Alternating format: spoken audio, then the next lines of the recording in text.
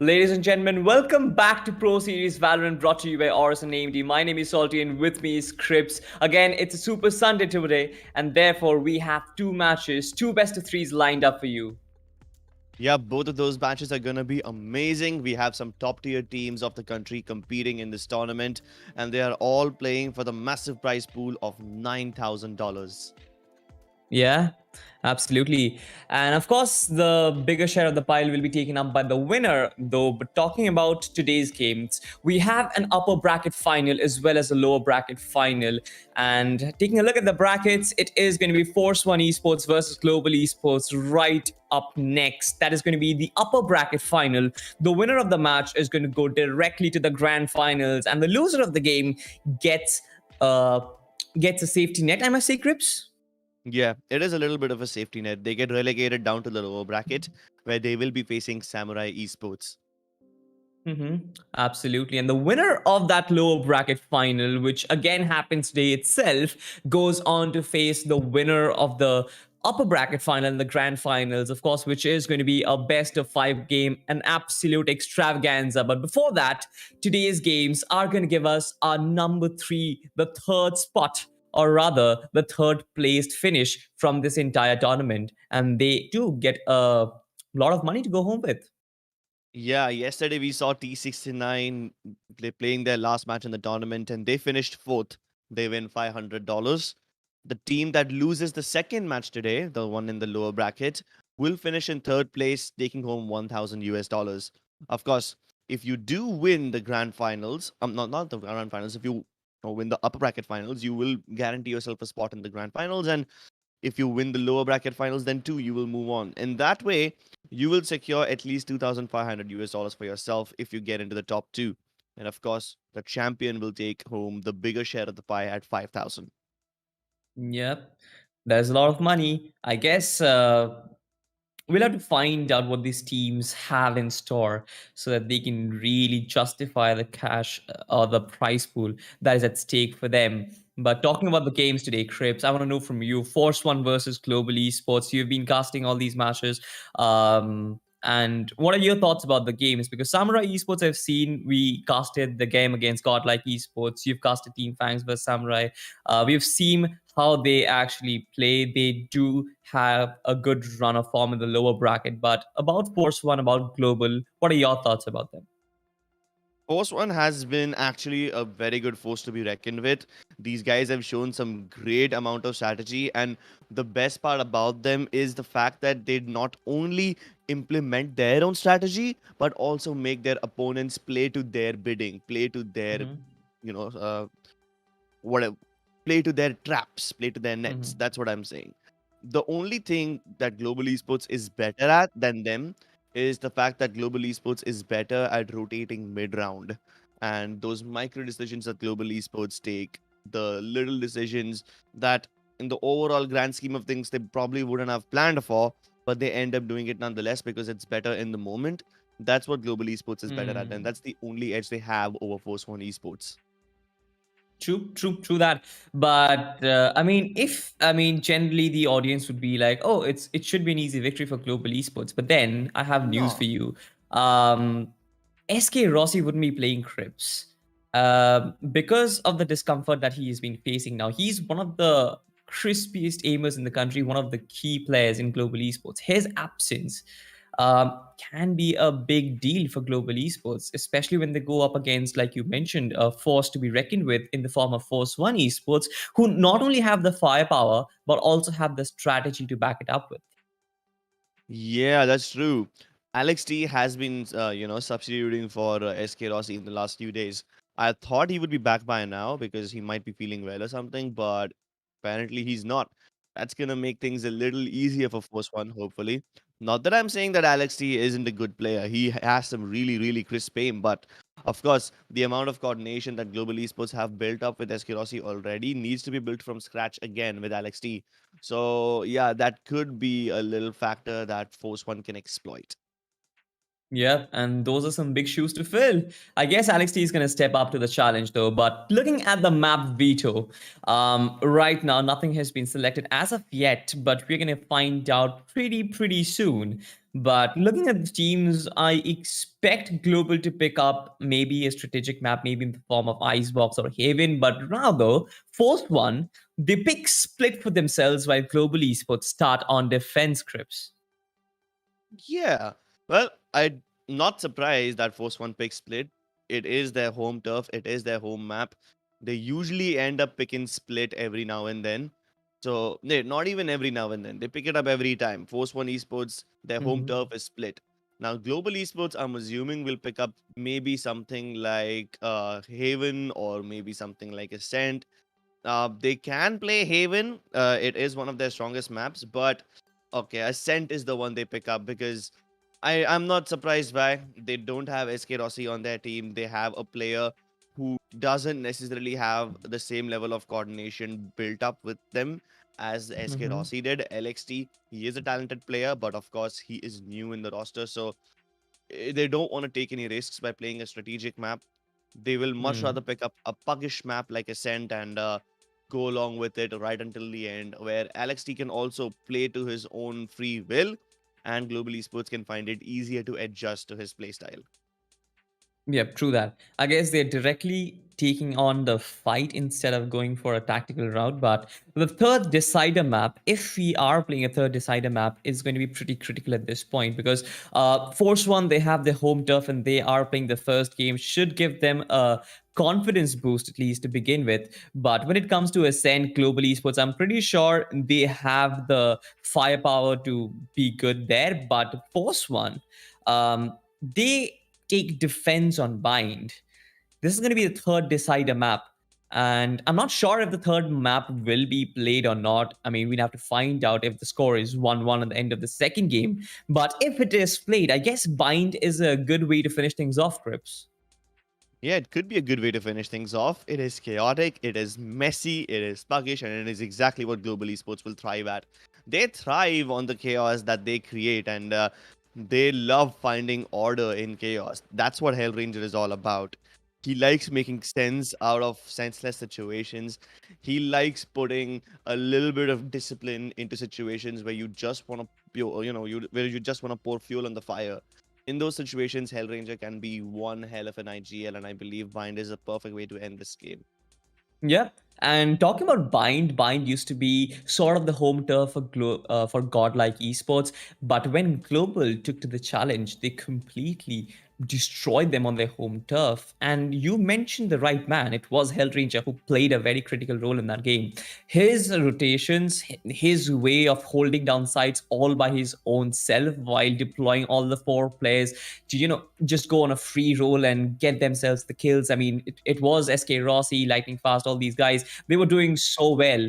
And I guess if they can recreate something of their own today, it is going to be insane. But you guys have something to win as well. Valorant points worth of 2,700 US dollars, and you can win those by participating in the trivia. The link is flashing on your screen right now. It is there in the description. You can check that out and win some nice goodies for yourselves. Get some skins because we have some cool skins coming in. Yeah, the new collection does look actually pretty sick. I'm also very excited for the new update with the new agent and everything coming in. I just can't wait to see how that's going to be Too many incorporated nerve into the strips. game. Yeah, but yeah, that's a little far away though. And honestly, that's a lot of speculation. So I guess that's not a topic that we'll delve into today.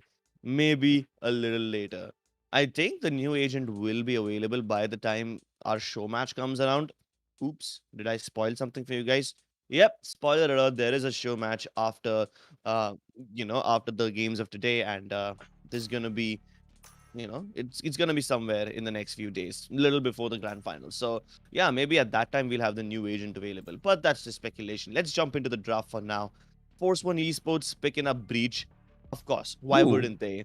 Breach is gonna get nerfed in the next update, and this is probably one of the last few patches where we see the Breach and the Sky having 3 flashes each. So they might as well enjoy it while they can. Yeah, true that. Kappa himself has taken breach as well. No Sova on board for either Ouch. sides. No Sage as well. The only difference that I can see is the controller. There is a jet though in the place of Knight Rider who has taken up Arena, but Lightning Fart is hovering over the KJ, so that's going to be interesting. We might okay, so Knight Rider is shifting, is still considering a Sage option. Now, Breach in a Sage can actually be pretty deadly combo because one guy can really set up your attacks, the other person can really set up the defense. Good stuff right there from Force One, I believe. Yeah, but the flash and dash combo is always effective. So it's gonna be Knight Rider on the jet like usual, and Shivi backing him up with the breach flashes. So that combo is set in stone. Global Esports, I'm surprised, have picked up an Omen instead of the Astra.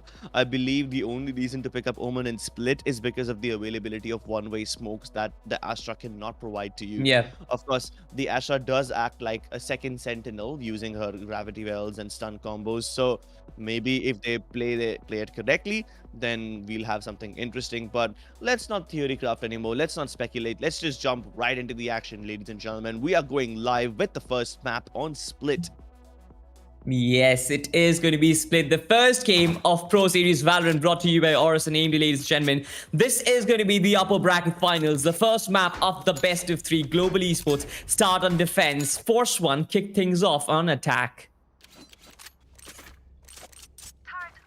Well, let's see what Lightning Flash is up to. He's currently setting up all his defensive utility on the B site. Boombot, I'm sorry, not the boombots, the alarm bots, the turrets, and the nanoswarm grenades. They do put down a Cyphercade so that they can safely negate the one-way smoke and travel up onto the A Heavens area. Now that they have managed to send a couple of players over here, the rest of Force One Esports is gonna fall back and try to play mid instead. That's what they usually do. They usually send Knight Rider up on A Heaven, and then the rest of the team tries to go elsewhere.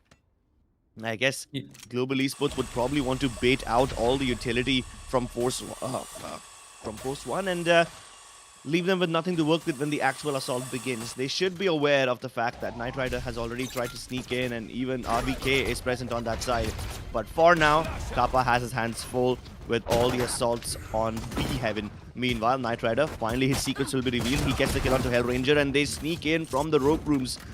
Crunch him from both the sides, and even Alex T has been taken down. The A site fully under the control of Force One Esports. The rotations from Global Esports are on their way, but I don't think they will be successful in pulling those off. Yeah, RVK is going to come in from behind. He's going to get one kill. Rafa and others, they just couple up and Force One. They get a wonderful round on the board of that beautiful rotation from mid through the road rooms and getting control of the A Heaven region. I think Global Esports didn't expect that, especially how worked up Shivi and I believe it was Rafa who were on the B Heavens area. They were pretty worked up over there with the boom bot as well as all the flashes coming in. They fully expected that rush coming in, but then the rotation as well as complete control. Also, the fact that Hellranger was taken down by Knight Rider in the Rams region was also a boost. Exactly. So Knight Rider taking down Hellranger on A ramps is basically what caused the call out of Force One Esports to change from a B hit to an A hit. Oh my goodness, Hellranger at least dinks Knight Rider before he finally goes down. Really couldn't expect him to do much else with all the gravity wells and the lack of weaponry with him. Pain shells will hold him back at least for now. There's a little bit of team damage incoming, but that's alright. Kappa still healthy enough to take some people down. Skills also here to help him out. A jiggle peek won't reveal anyone, but that is a trap. As soon as Kappa tries to go in, he will be greeted with a nasty surprise in the form of Shivi. He was taken down. Now, things are in a 3v5 for Global Esports, not looking very healthy. The opponent team does have the SMGs to work with, just not something to worry about. Global Esports might even things out in the next round, but they want to damage the other camp as much as possible. Alex D still trying to venture out too much forward, faces the wrath of the player, and eventually Force One. They are just getting the kills one by one. Lightning fast. Will might face all these three players at once. Will he get one kill though? Doesn't manage to get one. It's a clean sweep for Force One. They get all 5 kills, not lose a single player. Maybe a bonus round might come in. I guess they are going to go for a bonus round next up. Yeah, why not? They didn't even lose a lot of armor, honestly. Well, Global Esports, most of them were taken down near the B's entrance when they tried to push in for information, and Shivi was just cheekily playing around the corners, waiting for them to push. First, it was Kappa, And then again, it was Hellranger. So yeah, it was a very silly way to get taken down. But that's all right. Global Esports were just on an information hunt. It was an eco round for them. So it doesn't really matter. What's going to matter is whether or not Global Esports pulled this round off. It is a full buy round for them, while it's a bonus round for Force 1. They have the superior weaponry, so technically they should have the advantage, but things can go wrong. Alexi is in a great amount of danger with 4 people heading right towards him. He sees Oh way too no. many on his screen and unfortunately gets double peeked. There's not much that he could have done. Lightning Fast also realizes that he's in a little bit of trouble. He decides to fall back instead of fighting them all. Has the backup of skills now. Hopefully this Boombot can make things a little easier as they double peek. RVK should be able to get the jump onto him. They have control of the Heavens region, but Force 1 Esports have already stuck into the site, and not just that, they've already snuck into screens. Somebody must be prepared for this.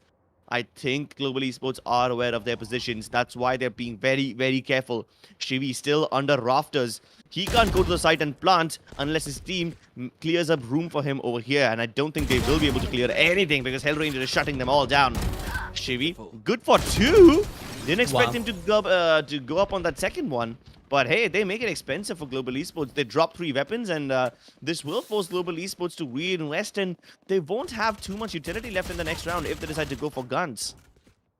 Yeah, true that. I guess they might be going for light shields and might go heavily on the Yeah. utility. But good stuff right there from Force 1. They knew that they had inferior weaponry, so they put all their players into one basket and they tried to deliver the challenge to Global Esports. And they got the 3 kills, right? So it was perfect for them. But now, though, this is where the game begins, and this is where all the action happens. The setup is quite different, just like you mentioned. Force 1 trying to acquire mid-control. Skills will try to push them back with the Boombot. But then through the smoke, Star got beautiful stuff right there. Important kill. 1 man down for Global Esports. This can be 1 man down for Force 1 Esports, pardon me for that.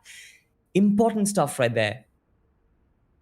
Yeah, luckily they get the trade right back. RBK was taken down near A main as soon as Global Esports lost the player on mid. But that makes the B side just a little more vulnerable. Hellranger is playing near the pillars. Luckily, he doesn't have to worry about anyone coming in from B main. But Alexi needs to chime in right now to help out Hellranger. Otherwise, he's going to be a lone man trapped in the side. Takes down 1 more before he finally hits the dust. But eventually, Shivi will get the trade. 2 versus 2. All of them can hightail towards the A site now. Oh no, wait. They're actually not going towards the A site. Shivi is going to put down just a random fault line, hoping that he would be able to throw off the players of Global Esports. And Global Esports might just bite this bait. They have left Alex T near the B entrance, but his teammate is going all the way towards the A site. Now, finally, Alex T will relay the information that there is indeed a B push in the works. But I hope he doesn't peek this one way. Why would you peek that one way? Lockdown in place. Doesn't really matter. The Rolling Thunder won't really find anyone.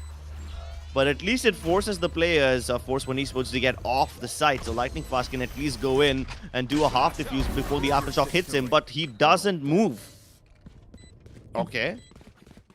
That was Awkward. Yeah, I thought he would be able to get the half defuse off and then just run back in time, but no. Yep. But I mean, both the teams managed to drop a lot of weapons on either camp, so that was cool, I guess. As long as you lose rounds but still manage to dent the other's economy, you're still fine, at least for now. Global Esports, they did lose the round, but then again, I guess they will have a opportunity to come back. As of now, they're going off with Sheriff's Breach Flash comes in. Alex T barely managed to survive. This is going to be a full-on rush. The showstopper comes out. The fault line is going to stun Alex T as well. Knight Rider finds a frag. This is going to turn into a 3v4. All the players from Force 1, they have breached their way onto site, and now this is complete site control for them. Kappa and Hellranger have so much work to do, but with the Sheriffs, I doubt they will be managing to pull off more kills. Can't even get past this. Destroyed the tripwire, only to get destroyed by Scargod. But at least Scargod won't expect 2 players to come in from the same place. Oh no. Or does he? Turns around and embarrasses Hellranger, but that's alright. That's alright. It was just an eco round. They did not expect to get a lot of kills in this round anyway. But hey, at least Force 1 ended up using that showstopper in a round where it won't cause too much damage. It's in an eco round, so yeah, they baited out an important ultimate. So good for them. Hopefully Global Esports now will have better firepower in terms of ultimates and weaponry in the next round. Mm-hmm. Yep, they Absolutely. do. They've got Rolling Thunder, which is, in my opinion, the most impactful ultimate for now. Skills is just 1 point away from his showstopper. And then you have the From the Shadows available in Hellranger. So all of this is nice. Skills trying to fight on mid. Maybe he will find the kill against Rafa. Raze versus Raze fight will happen, but Rafa disengages in time to avoid that flashpoint. They've smoked off the B Heaven area, which should let Force One Esports move into the rope rooms pretty easily. Force One usually do try to take control of the mid vent, and they would love to do it right about now, but they have Alex T in mid vent watching in case Force One Esports get too deep into enemy territory. So Global Esports are fully prepared for this Force One setup. They are reading this, and they should have a decent amount of men positioned in the right place at the right time to take care of Force One's assault. But now the flashes come through. Alex T will peek, so does Lightning Fast, and they get 2 kills right off the bat. And more to follow as Alex T continues to butcher Rafa. My goodness, Global Esports taking matters into their own hands, deciding to not play passively anymore. They go for the fights and they win them all. Yeah, they were like that viper who waits for that exact moment, who kind of sneaks around its prey and then realizes, oh, this is the fight, this is the chance where I can actually go in for that snap, and they go for it and they completely wipe out Force One in a matter of few seconds. But good stuff right there. The fact that Hellranger went up to heaven, he saw that, he allowed Team Force One to enter, come onto his crosshair and completely shut them down. That was brilliant stuff right there. But 2-4 the scoreline, nothing is still bad. It's still all even Stevens, and anything can happen at this point. By Viper, you obviously mean the Snake Viper, right? Not the Gauge. Yeah, not the agent Viper. Yeah. See, that's one of the reasons why Omen is so good on this map. These one-way smokes really discourage anyone from peeking. They can't even get to the ultimate orb area now without revealing themselves to Hellranger and getting shot down.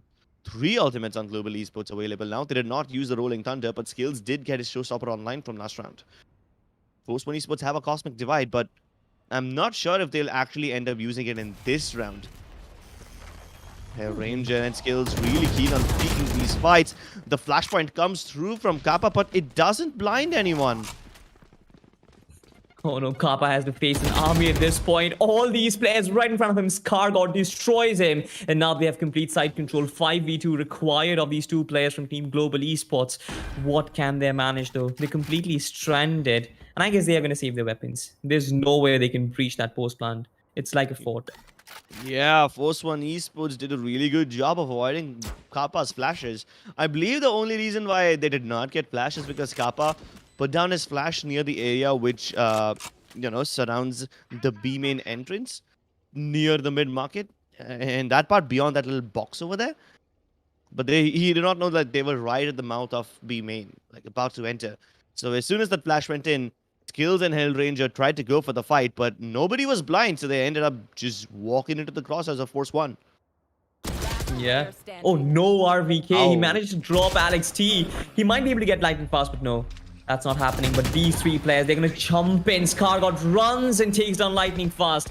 Job done for Force One Esports. All these players, they were on a mission to take these last two players down and prevent them from saving their weapons. And they managed to do that. But that's not that bad because right now Alex T has a pretty big investment on board, and that's going to be the operator. What can they pull off this point? Now, this is going to be their opportunity. This is going to be the opportunity for Global Esports to really come back into this game. If Alex T sings the songs of death with that weapon, I believe that's going to be the script for Force One to lose a few rounds here.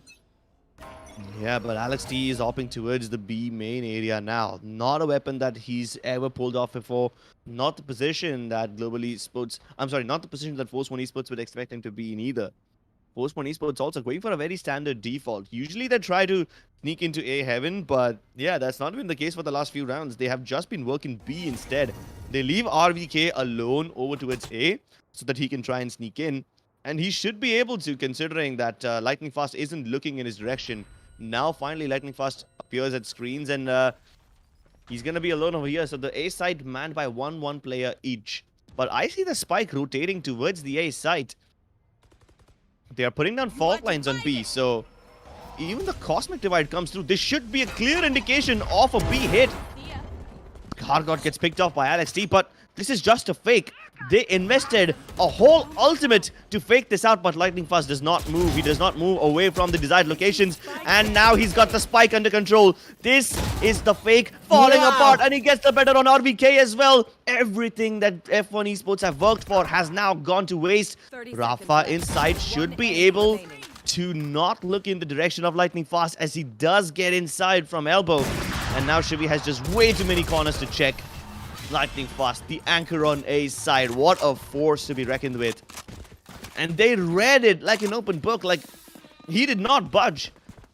Imagine using an entire ultimate to fake, but still not being able to get the round done because of Lightning Fast, because of one man and one man alone. I mean, Crips, it's not just an ultimate that requires single player riding. There was a fault line which physically requires a breach to be present there. Astra can pull off her ultimate from everywhere across the map. So but the fact that breach was there were the gravity wells, but still Lightning Fast, he stayed strong on that A side, and he was holding it like a fortress. He did not budge. He got the first kill, pushed out the raise, that is Rafa from Force 1, from, going for the wraparound through elbow. With that swarm grenade, that was brilliant. He pushed him back, got the kill onto RVK, then comes back to Rafa and challenges him, takes him down. That was so good to watch. And I guess that is the reason why they left Lightning Fast, because he is individually capable of shutting down a hype train in the form of Force 1. Yeah. It's not just a hype train. They might just turn into a train that rolls over everyone and runs them over. Post 1 Esports are the kind of people that, like to split push quite a lot. But every now and then, they just clump their forces up together and just hit a side with everything they've got, like a choo-choo train. And at that point, it becomes really difficult to hold them off. Of course, at that point, it's not really a sophisticated strategy. Post 1 Esports are just throwing bodies, but still, they are a team that can brute force their way into sites. For now, though, they're going to stick to their sophisticated strategies and defaults.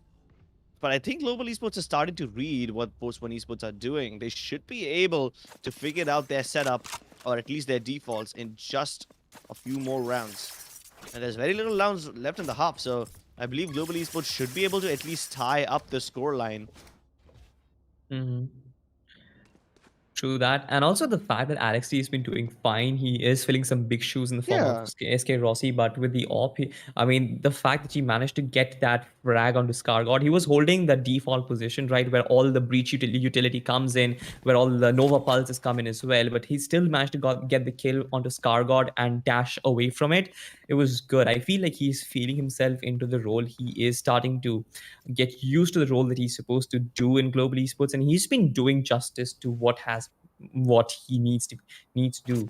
And that's about it, I guess. He's been doing a good job, and if he does continue to do that, I feel Global Esports should have a good run in this match.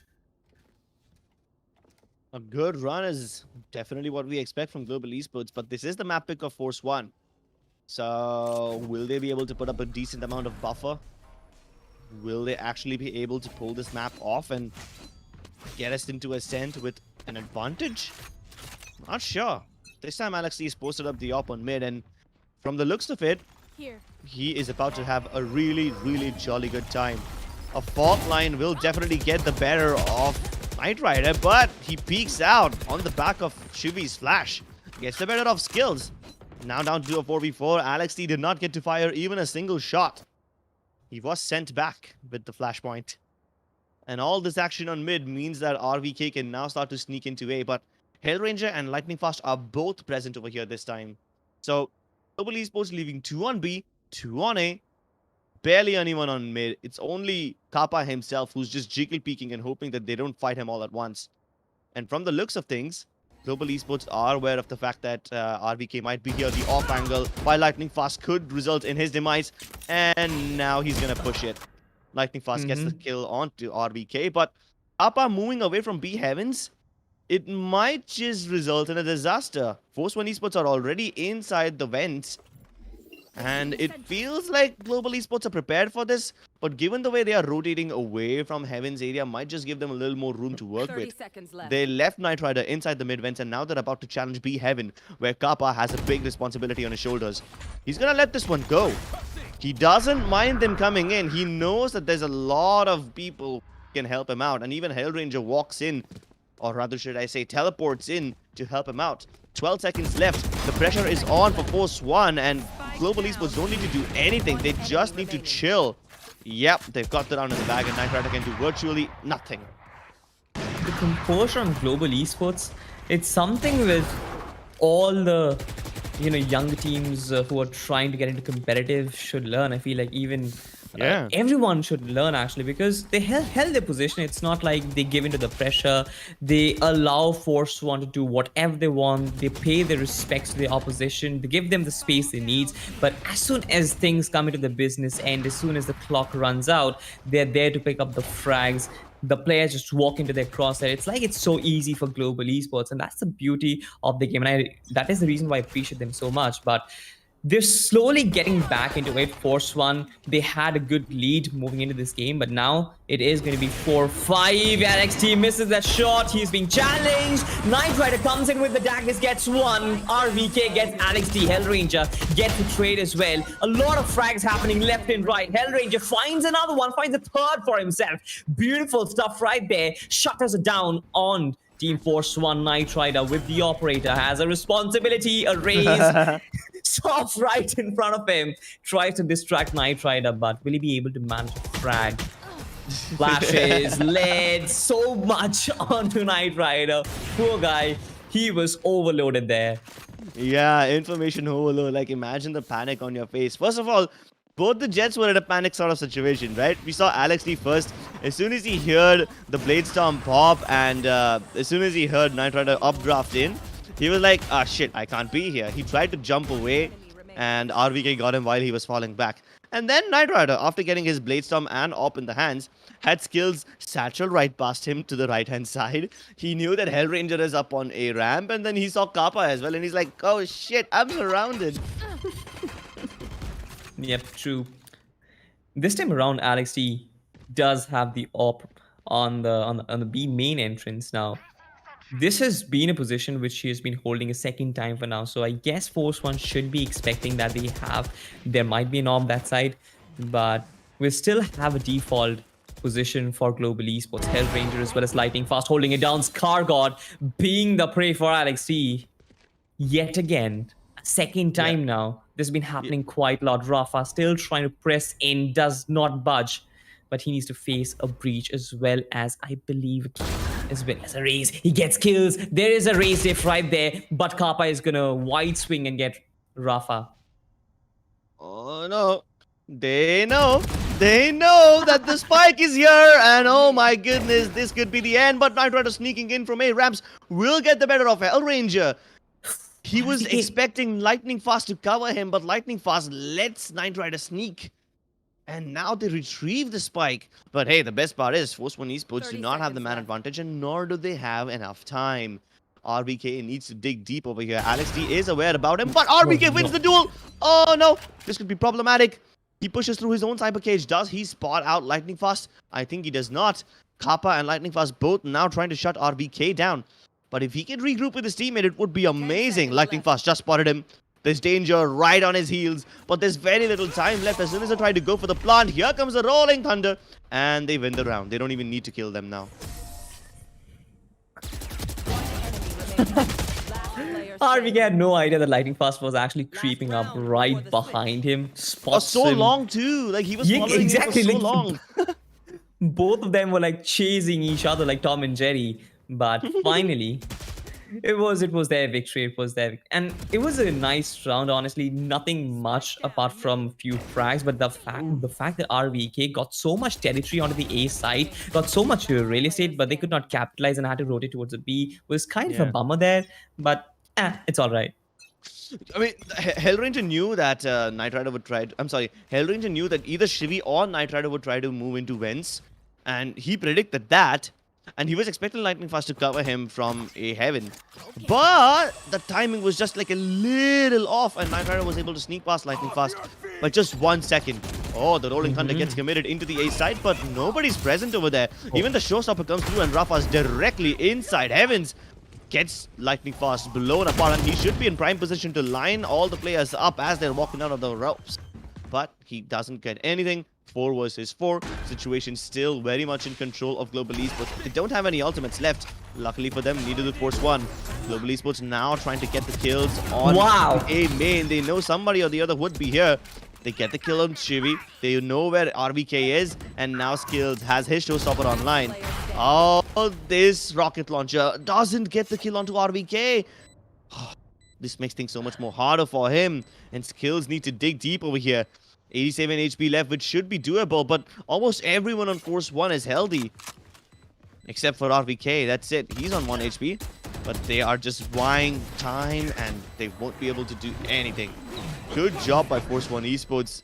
Somehow avoiding the utility by Global Esports and not dying to Skills' rocket launcher.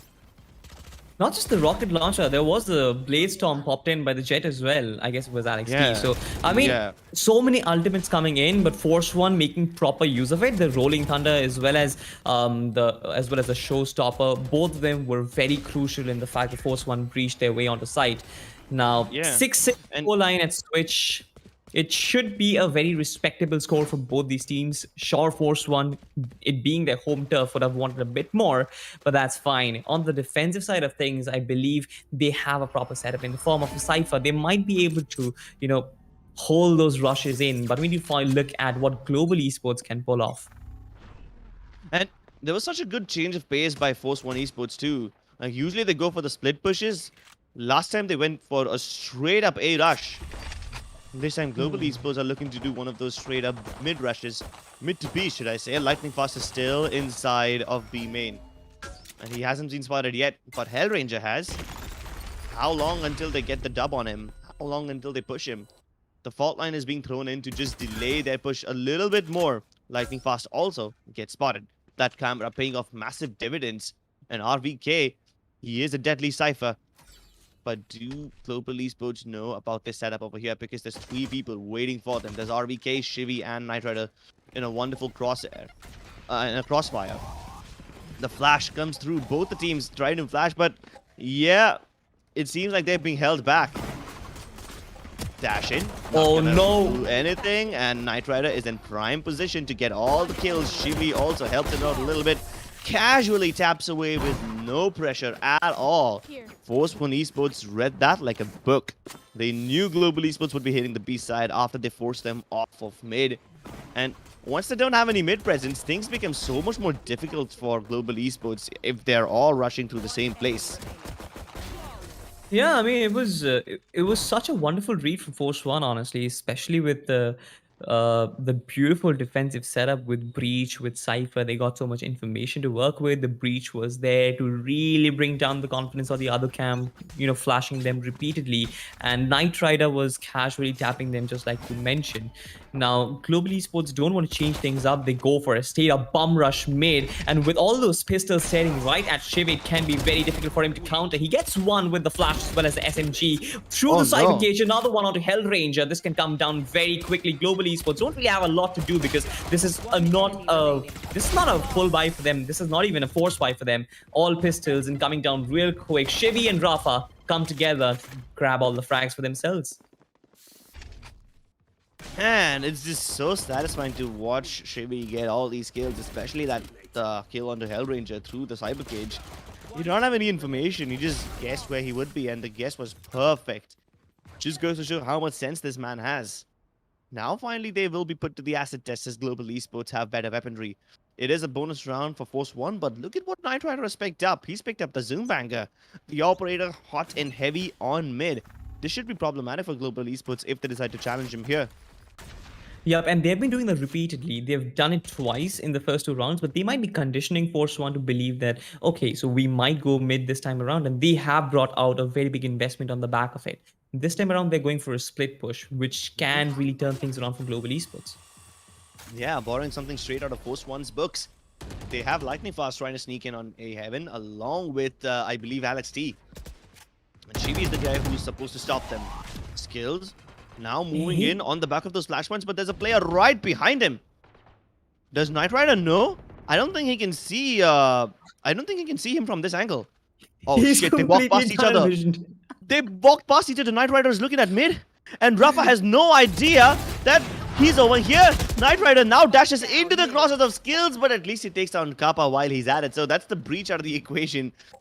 He died, but at least he got the kill on the most annoying character to deal with. Yeah, but I guess the positioning of the other characters was more annoying. Talking about it, Global Esports, they just drop in. Alex T will challenge ScarGod. Elsewhere, Lightning Fast, when Lightning Fast goes down, ScarGod doing what he did over there, doing what he was supposed to do, getting that individual frag. But now the Force One have a lot of job to do. One player holding this angle behind box, kills, gets another one of the RBK. It's triple frag for the day. Triple frag for the round though. 18 health points to work with. And I guess he's going to fall back, maybe find a weaponry to save. Yeah, there is the op over there, so he can probably save that. That is, assuming Global Esports haven't stolen it already. Have they? Did they steal it? I think they must have. Did they steal it? No, they did not. And Skills wants to take it back. Bro, the op. Bro, op. No? Okay. They don't mind. They don't mind. They don't care, actually. Yeah, I mean, I guess Global Esports really has been playing this contact and burst kind of playstyle, which kind of makes the op redundant for them. So that's alright. They probably don't need it over here. As long as they are playing the contact and burst kind of playstyle. If they try to go for one of those passive holds and they try to play their defaults, then I guess the op would be, you know, great. Let's go. But still, come on. It's an op. It doesn't matter if you use it. It's good to just keep it on the side and, you know, use it someday later maybe. It's like real estate. You want to have it. You might not sell it. Yeah, you want to have it. Yeah, you want to have it. You want to hold on to it. Yeah. Anyway. First One Esports now in more of an aggressive approach. Oh, Star got the timing a bit bad. He survived by the skin of his teeth over there. Gets away in time, but hey, at least he gets information. He won't be blinded, but the Nebula won't really cover him in time. Alex T now just trying to keep himself safe, knowing that someone from Force One will try to challenge him, and Rafa jumps right on his sidelines. Alex T had no idea he would be challenged like that, but his team is already inside the site. They're already gotten the spike down. Planted. It's a difficult retake of Force One. Yep, should be a difficult retake, but they have the breach, so they can actually create an opening for themselves. And with all the flashes lining up, things can really open up for Pro Series Esports. They need to get picks, though, at this point. They need to challenge all the individual openings that there are. The paranoia comes out. Team Global Esports, they're trying to buy time as much as possible. Lightning Fast might be taking down with this Aftershock. RVK couples up on it. Hellranger gets 2 kills on the back of it, though. And Rafa comes and gets Kappa, but that's not it. The Showstopper is out. It might get the final frag from Team Force One. 1v2, and Force One will be taken down. It was kills. The Showstopper didn't really do anything over there, but hey, there's this brief moment where everyone from Force One Esports stops in their tracks the moment they hear, "Here comes the party." That little brief moment of hesitation is what Global Esports was looking for. See, everyone. You have Shibi, you have Rafa, all of them they're fighting on a site, and then they're like, stop. I'm like, wait, where is Skills? You gotta find this man. And then they continue going in. So that one little brief moment of hesitation is what they were looking for. But oh my goodness, Rafa exposing himself to Alex T just to get in a little paint satchel damage. Not worth it. Not when he loses his life. The flashpoints will force the rest of them back, but Skills is here to chase them. Knight Rider gets taken down as well. So basically, this is Global Esports rushing into every part of the map, getting kills everywhere, just pressing W and mouse 1. No strategy whatsoever. And why would they need a strategy when they basically managed to get the kills on everyone from Force One? Yeah, it was an eco round for them as well, so nothing to worry about. I guess it will be a full buy Force One next up. So that is when the real deal is. When Global Esports, they managed to get the lead, probably the first time in the game. I guess it is the first time in the... No, they got a lead when it was 6-6, I believe. But this is 9-8. They have a very reasonable chance of winning the game, winning the map from here itself. But if Force One comes back with this full buy, if they can really put up a statement up front, that is going to be something which need to watch out for. Alex T still trying to deny any sort of information from mid, but I guess his presence has been given out. Knight Rider getting the frag, but traded out instantly, 1-for-1. It is still a 4v4, very much doable for Global Esports at this point. The defenses are thin right now. 2 players still trying to hold down rope room because they know the Global Esports can be very annoying, trying to breach in, trying to rotate towards A side. But Rafa has a challenge up front, and Alex, he dings him right off the bat. With the paint shield, nothing is going to be done, but Rafa needs to regroup with his team and maybe strengthen the defenses of B. Yeah, this is when you really start to be annoyed with the whole no Sage setup. Split is one of those maps where Sage is usually picked up, but none of the teams went for it this time. It's like it's one of the most hilarious things I've seen. But hey, Force One Esports now really split up. I mean, they're just playing on the back of these mid positions, hoping that Global Esports come only mid and nowhere else. But they are sneaking up B heavens. Very little time left. So Force One Esports just need to be a little disruptive. There's nothing that Rafa could have done on 10 HP, but Shivi can actually pull something off. Unfortunately, he doesn't have any flashpoints left, and then Skills comes in from B main. That's the worst case scenario that he could have asked for. Force One, 2v4, not looking really possible. Maybe if they get a kill, they can use the neural theft, but they're just going to give it up instead. They had to eco in the last round to get their weapons online this time, and they don't want to give up that economic momentum. They don't want to give Global Esports too much room to work with. Yep. Global Esports played it out perfectly, right? They waited for the exact moment. Force One had to spread those defenses. 2-2, it was the setup over there. And when all four players are checking angles, when all four players are rushing onto individual players, when it's a 1v4 practically every single time, there's no way you can win it. You need four crosshairs, and you don't have four crosshairs in this game. You don't have. And that's what I keep on saying. Every time there's a 4v4 situation, the odds always favor the attackers. Because the defenders have to, spread their forces thin. And that leaves some part of the map vulnerable, or that leaves trade very difficult. So, yeah, you split up 2-2, and you're always going to be fighting a 2v4 battle. Doesn't matter if you have 4 players alive, just as many men as the other team. You will always almost find yourself in a situation where the trades will not roll out in your favor. Also, Global Esports didn't really go with the momentum, especially when they got the first track. Sometimes you can't predict where the team is going, but they held their ground in mid, which again raises the question, where are they going? A or B? Which means you have to spread your defenses. Exactly. And most of the times, a lot of teams get stuck in this little decision-making hell. They can't figure out where they want to go. They try to just hold on for time as much as possible and then hopefully delay the decision to later when they get another pick or something. And that is something that Force One struggles with. Usually they try to move in when there's very little time remaining, but that's not what Global Esports do. They make a very healthy amount of buffer between them and the actual assault. And oh my goodness, Rafa taking matters into his own hands. No way anyone from Global Esports would have expected that. That was unprovoked, unrequired showstoppers. But here comes the showstopper from this one as well, from Skills as well. And look at how much space he's bought his team. He still gets Rafa, exacting revenge for what he did to his teammates. But now Skills has no idea that Knight Rider is also right around the corner. Luckily, Knight Rider did not have a lot of HP, so a single shot is enough. But 3v2, Global Esports don't have the man advantage, but they are walking right past Shivi. What? Excuse me? They did not spot Shivi over there. Skills will be able to get him because he's vulnerable, but Skills on the 4th kill. I understand he can get the kill onto Shivi, but how did he get RVK? That's unbelievable. And now Skills is on the verge of an ace. He needs to pull this off.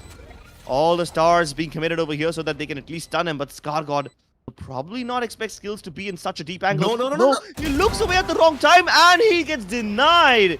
Skills almost got that ace, but the timing on that peak was just so unfortunate.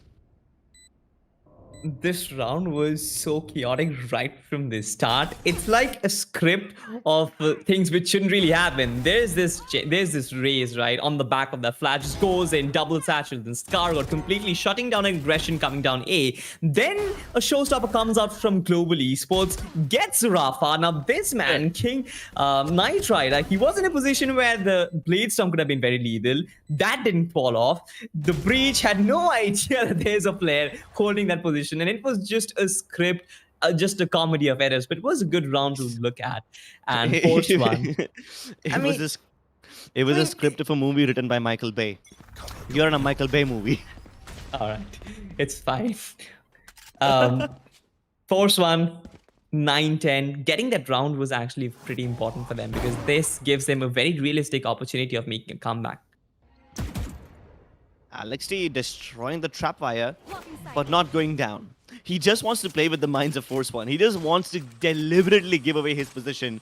He wants to tell them, hey, look, we are in control of wins. What are you going to do about it?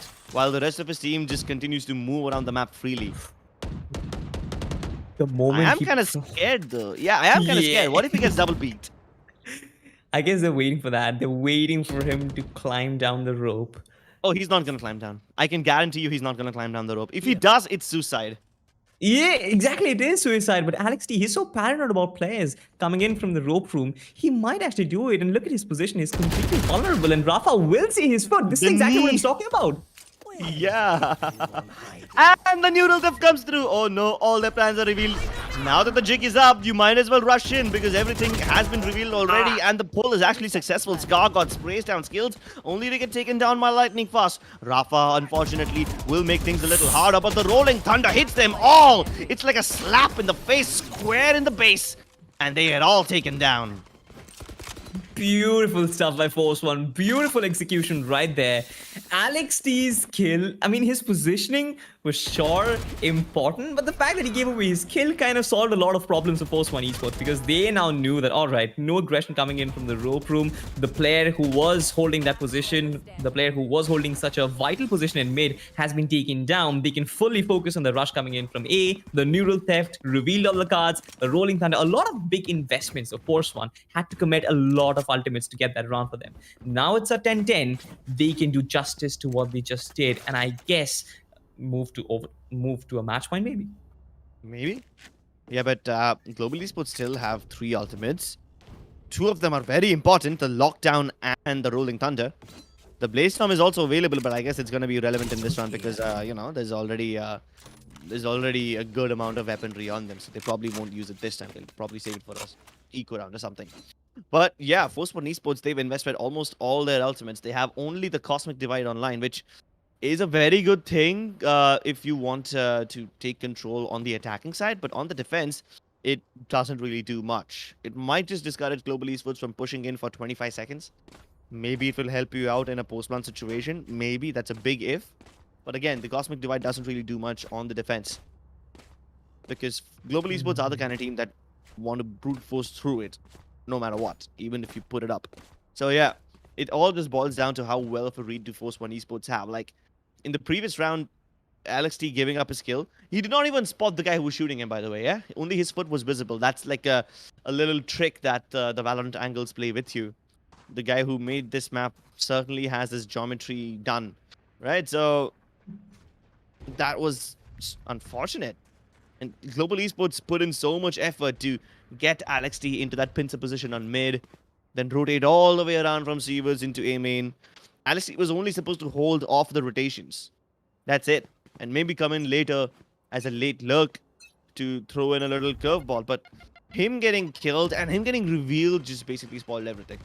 If the neural theft wasn't online, or maybe if RVK was playing some different position from where he couldn't have taken his hat off early on, would have been a very different story. Oh, Knight no. Rider getting his op revealed will actually give Global Esports a little warning, but they are still keen on pushing him. They put down the smokes, they put down the paranoia so that Knight Rider will be a little irrelevant, but he pushes through the dark cover to get the kill onto Alex T. Doesn't get the second one, but he was keen on challenging. That's going to make Global Esports a little scared. Skills flying like a bird all the way down into elbow, but he's got the spike. They need to make sure that they can get skills into a safe position and do not drop the spike. The lockdown won't really discourage RVK from moving out. He knows he can get at least one kill before he finally has to get out, and he moves at the worst possible time. He could have gotten a skill onto skills over there, but that's all right. It's still a 4v5. Force One Esports have the advantage, and Global Esports only have the showstopper that could actually discourage Force One Esports from moving in. And it seems like they are not keen on challenging that. The Aftershock will clear out the screen's position, but Skargod is putting up all the nebulas so that he can get his team into safely. That fire in the hole actually won't do much, but it will slow them down right in their tracks. And he fires, gets the kill onto RVK still. 4v4 now, time is running out. They need to get inside fast, and lightning fast is just so much better. Hellrange getting the kill onto Shivi as well, making things almost impossible for Knight Rider as he's up on heaven, and they are giving up already. Global Esports will be taking this round home, and Force One Esports will be forced to go back into the gutters of economic trenches. It's not the kind of places where you would expect yourself to be after winning so many rounds. But I actually want to see, do they have enough money now? Do they have enough money to pick up a buy? I think they should be able to put up at least a force buy with like cheap weapons and maybe light shields. Maybe even better. But do they have it? I mean, Can we take a look at the money, please? Fellas? Everyone wants to take a look at the money. Oh, they barely have enough money. They just barely have enough money. One more round. Yeah, One one more more round. round. That's basically it. But good lockdown over there. That was probably the most important ultimate that was used. Rafa barely holding on. Shivi will put down a flash of his own. Nitrat needs to get a frag though from this area. He needs to utilize the top that he holds. It is a pretty big investment. Gets Alex D once again. Rafa doubles up on it. Hellranger that trades him out. He was in a one and done position and he was supposed to be taken down. But Shivi is there to hold down the B Heavens area. So not a lot of real estate lost, not a lot of real estate won. Scar God might be on the rotate, might be on the back lines, but Team Global Esports, they're still keen on pushing in through mid. They're still trying to put up the pressure, still challenge Knight Rider, and he's going to oblige. He's going to shut down Hellranger and move away from it. 2v4, a very difficult push from Global Esports comes up. Skills needs to make way for the breach, but can he do so? Cypher, the defenses are so brutal. Kappa still trying to infiltrate the rope room, but I don't think the Astra will be very keen on letting them do that. He got past his trap fire. I think RVK might have spotted him. Yeah, the position of Skills has been revealed, but it doesn't matter. Skills just brute forcing his way inside, and what on earth is he doing? He tried to go for fancy footwork, but Shivi will finally catch him. Kappa though, he made some noise towards mid-vents, and now he's trying to go up on B. Oh, almost got the kill onto Knight Rider, but now everything is ruined. His position's been revealed, and Shivi should be able to pre-fire him.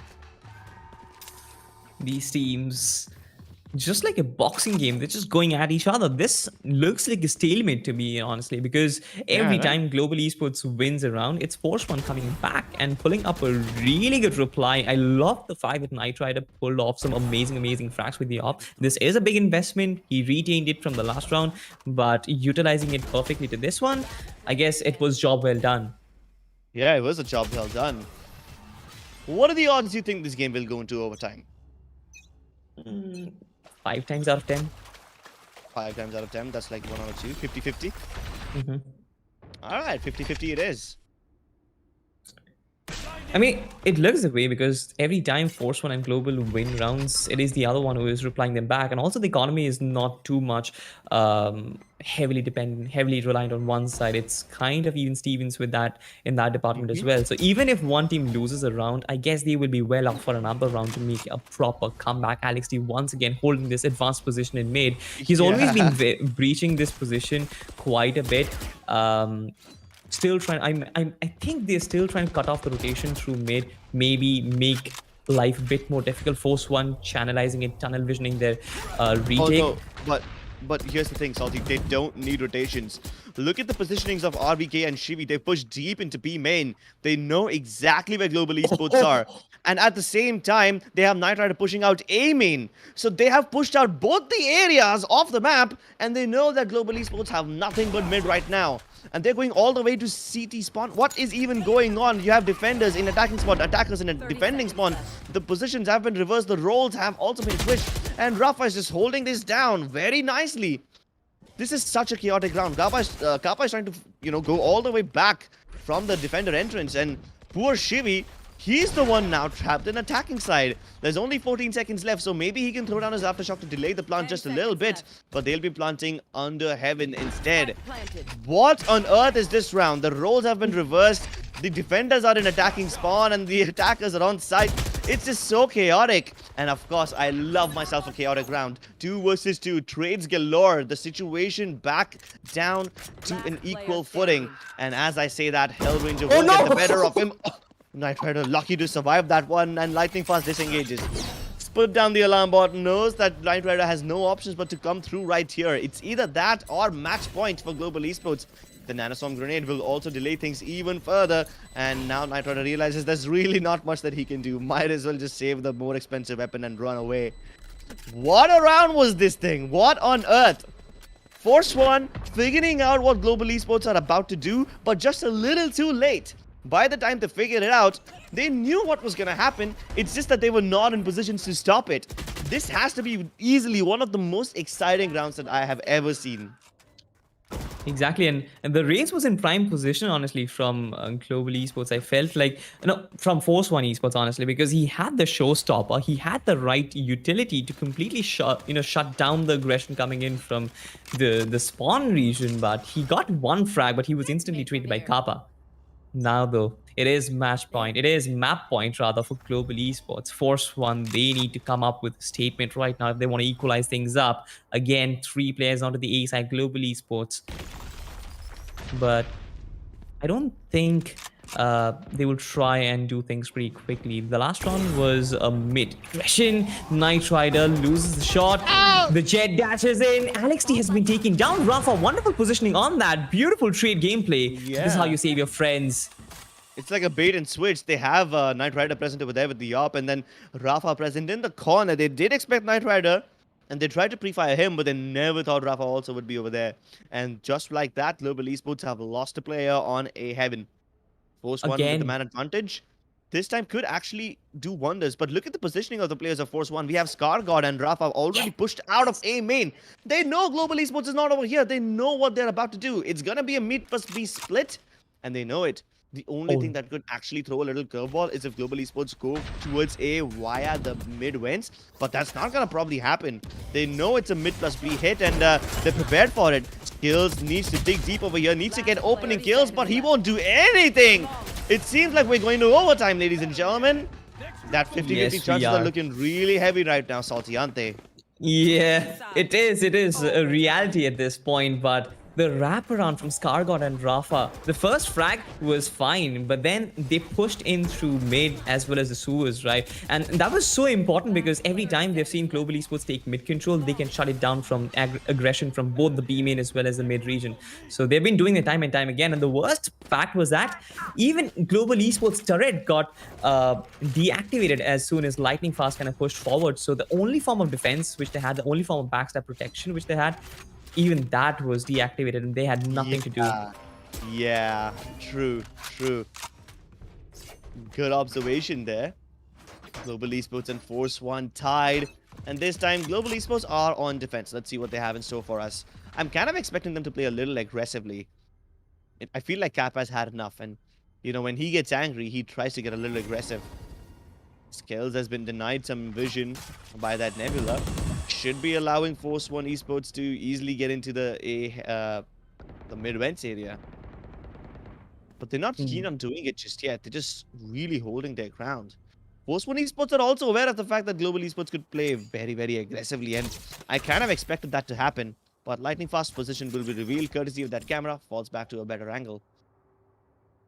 I'm just Yeah. worried about one thing. If Force One take too much time, they'll run out of, time. That's it. It's 50 seconds left on the clock, and they still haven't gotten any information. Still no picks. Still no map control.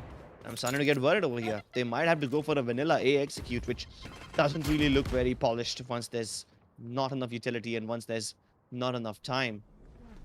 Again, it's not that bad because KJ is the only one who is holding it. The smokes come out as well, but not a lot of utility. 3 players from Global Esports stack up on the B side, so it should be relatively easy for them. Lightning Fast gets one, shuts down Rafa. RVK trades in. Beautiful stuff right there. RVK will get some map control. Hellranger with 6 HP Nice. has too much to deal with, but falls back beautifully. Buys himself some time to survive, but this is going to be good stuff. Scargod in a very advanced position, and he's in prime position to activate those gravity wells because he will have proper knowledge of when these guys are pushing in. I just hope he has some stars deployed, but no skills. Walks him, shuts down Scargod. All these players, they are too much for Force One to deal with, and Global Esports just show their wrath in the retake.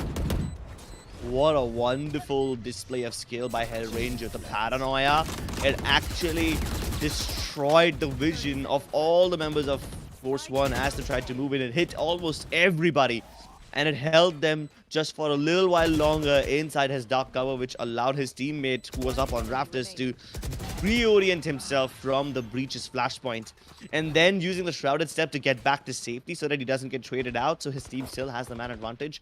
Perfect. Perfect. I couldn't have asked for anything better. And now they just need to deliver once more. Global Esports, having won the first round of the overtime, now have to display the same level of skill on the attack as well. Can they pull it off? Tactical timeout will be used. Of course it will be. Wait, I don't think this is a tactical timeout. It might just be a technical timeout. We don't know why. But hey, I guess both the teams I need mean, to it's a take a little timeout. breather. I mean, it's a timeout at the end of the day. It's fine, but Yeah, no you know, matter what it is, yeah. coming back to Force One, I'm sort of a bit worried for them because this was their map pick and they're going to overtime again. Global having the lead in the overtime. This can actually be a bit problematic for them because when they move on Ascent, I'm not sure what they face because Global Esports on their map pick, they can be pretty brutal. And the way they've been getting mid control in this one, I believe that when they move on to Ascent, and if they get the similar mid control over there, that's going to be a bit difficult for Force One to deal with. I guess. Okay, this could be interesting. Knight Rider peeking very aggressively towards B main. I hope he doesn't push up too far because there is skills in an off angle. He gets the better of RVK, but still the Danger Man is online. Knight Rider is still here. And 1-for-1 trade. But again, what did I say? When there's a 4v4, the situation always favors the attackers. Flashes exchanged on either side. LSD once again in his favorite position, trying to break open the assault on mid-vent. But this time there's no trap fire, so he might just be shooting at nothing over here. And since RVK has already been taken down, they can actually sneak in from this area. It's going to be up to Rafa to somehow make this work. He spotted a little turret over there, so he probably assumes there would be someone on A main, but that's not the case. In fact, most of the players of Global Esports are now trying to move in from vents. Rafa playing that angle on A ramps will allow him to get the jump onto anyone who's coming out of the rope room, while at the same time into to Skargard to make sure nobody comes in from main. 30 seconds left. Global Esports now losing men left, right, and center. But did Shivi just fall to his death? Yes, he did. Yes, he did. Okay, then. I mean, Well, Global Esports gonna say thank you for that. And now they move in towards the B side where Knight Rider is in prime position to shut them down, but he decides to fall back instead and play with his team. If anyone decides to over-aggress over here or go towards the back of B side, Knight Rider will be able to shoot them like a sitting duck. Skargard killing the players on Heaven, getting the pinch onto Global Esports from both the sides. Now it's going to be up to Hellranger to make something happen. He can use a Shrouded Step to get inside that corner on the back of B, but Rafa is already here. He's playing inside his dark cover, hoping that it doesn't dissipate on him at the worst time. Now it does. He needs to reposition. Alex T comes in from behind, gets the better of Knight Rider. It's now a 1v1. Both the controllers now online. It's the Astra versus Omen, and they don't know where Hellranger is. He heard him defuse, but he needs to peek. He's not prepared. Hellranger shuts it down. They get this game nice and clean. It was labored. It was difficult. But even after all of that, it was one hell of a game. it was one hell of a game, I guess. That is what matters. In global esports, they try to do something which they did initially. This fall, it was a bit awkward, but then the fact that global esports again held their ground, it was a 4v4, got the initial pick, held their ground in mid, just trying to really dissipate Force One esports and really disrupt their defensive setup. That was brilliant, but Force One didn't really give in this particular round that easily. They still held their ground, and also the fact that the breach got that initial pick in a made it a three. It made it, I guess, a 4v3, but still, global esports they pressed forward and got those, got the spike planted and everything that proceeds after it. Reason why Force One lost that round was, I believe it's because of Shivi dying in that silly way. That was an unforced error. Global esports usually do make their enemies get into these positions where they make mistakes. Forced Mm-hmm. errors are the thing that global esports does, but this was an unforced error. And that's what led to their demise. I know that Shiva was like very low in health and he probably would have died anyway if global esports decided to push him. But hey, he still had a couple of flashpoints online. He could have bought some time for his team, and honestly, time is all they needed. Global Esports now fell into that trap, the trap that Force One usually fall into, attacking the side very late with only like 20, 30 seconds left. A couple of flashpoints would have held them off for a little longer, and then I think Force One could have turned the tide around, pushed us into double overtime. But now that Global Esports have won their map, what to Force One do? Hmm. Yep, that is probably going to be the daunting question in their minds right now. Hellranger came up clutch, honestly, holding inside the smoke, getting that frag onto the raise, and then using the shrouded step to get the final frag on his car. God, it was brilliant. This is the reason why I guess he is probably the man with the nerves of steel. He never really crumbles under pressure, always delivers when it really matters the most. And with that being said, Global Esports, they are already 1-0 up in this best of 3 game. What comes next? It is Global's map pick, Ascent. And I don't know really what to expect. Force One, they need to come up with a reply, because otherwise they're going to the lower brackets. It's not that bad because they still have another opportunity. If they lose the next one, they will face Samurai Esports, who's waiting for them in the lower bracket finals. But I guess everyone wants to take the direct ticket to the grand finals, and Force One is also on the same page with that. Yeah, let's see if Force One can make a comeback and get us into map number 3, or will Global Esports walk away with a 2-0 game?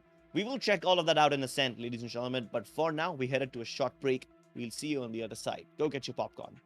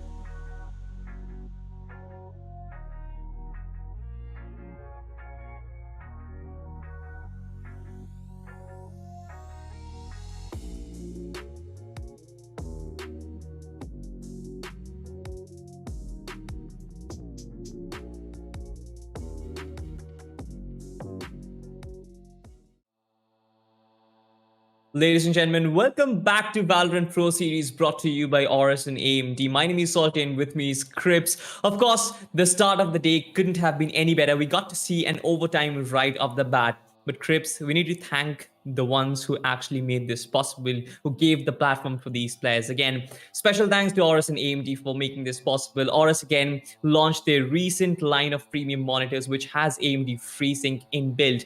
The most talked about monitor is actually the Gigabyte M27Q, which has a monstrous 170 Hz refresh rate and a response time of 0.5 ms.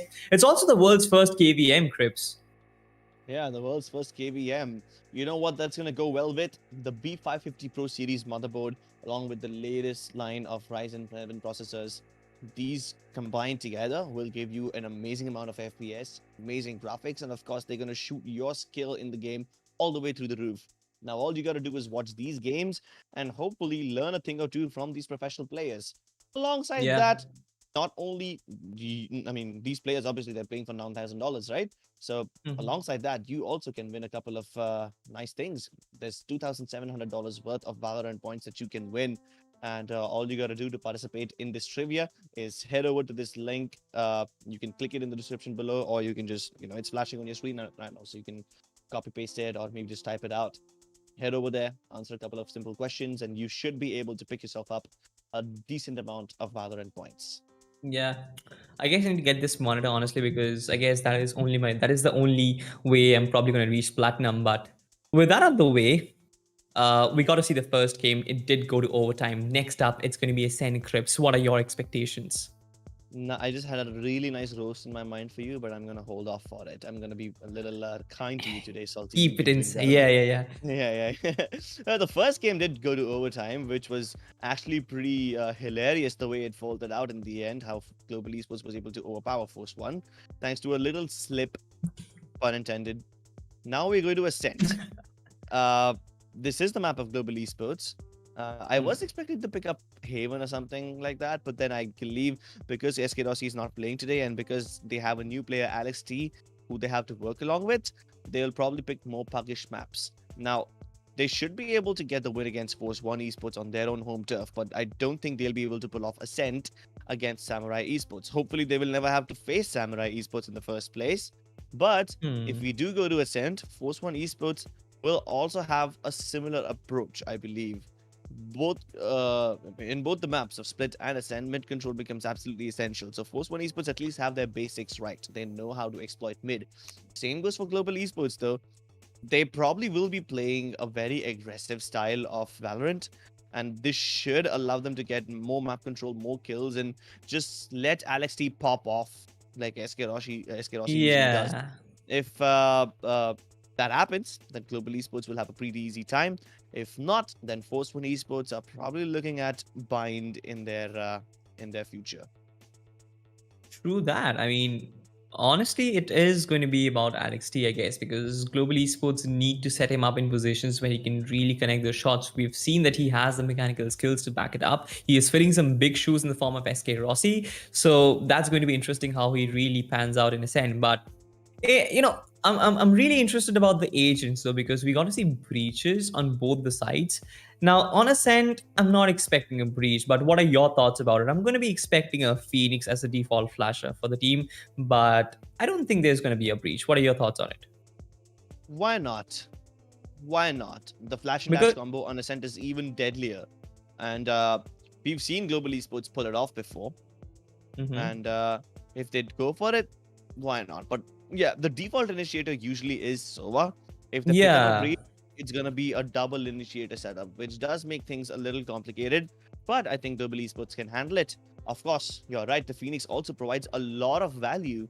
He's got only 6 points in his ultimate, and the run it back can be such an amazing tool to gather information, to gather room, and more importantly, gather kills, which you probably would have hesitated to take before. That's what the running back is very useful for. So I believe that should be able to come through as well. Although, depending on the comfort picks of these players, some people might prefer the Reyna over the Phoenix. It's just one of those maps where Reyna can actually work because of such long range engagements. The Leer can be useful. So I believe it's going to come down to how comfortable these guys are. Other than that, I believe Sova will definitely be picked up by both the sides, and that should be like the default initiator. There should be also one Sentinel, either Cypher or KJ. Most of the times, people go for KJ, but I guess we'll have to wait and watch. Although I do believe there is a small chance that Global Esports might even pick up Sky instead. If they pick up Sky, they will have a little bit of Breach, a little bit of Sova all rolled into one, along with a little bit of Sage. So without further ado, let's just jump right into the agent selection screen. We have Knight Rider picking up Jet, Alex T on the Jet as well. Hellranger has indeed picked up the Breach. The only difference is Kappa is not playing it this time. It is Hellranger who's playing it. So yeah, there you go, Salty. The Breach does come through. Kappa goes for a Sova instead, because the Breach is a more versatile agent. Sova requires a little bit of practice, so I guess Kappa will be playing it because he has practiced the Sova quite a lot. Lightning Fast going for the Astra and skills on the Killjoy this time instead of the Raze. Alright then, that's interesting.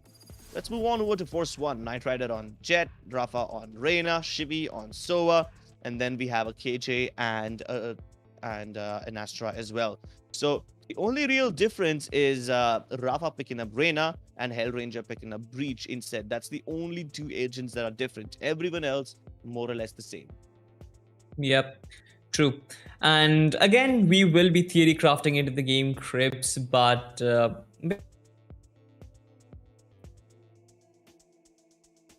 Yeah, I guess Salty just have lagged out a little.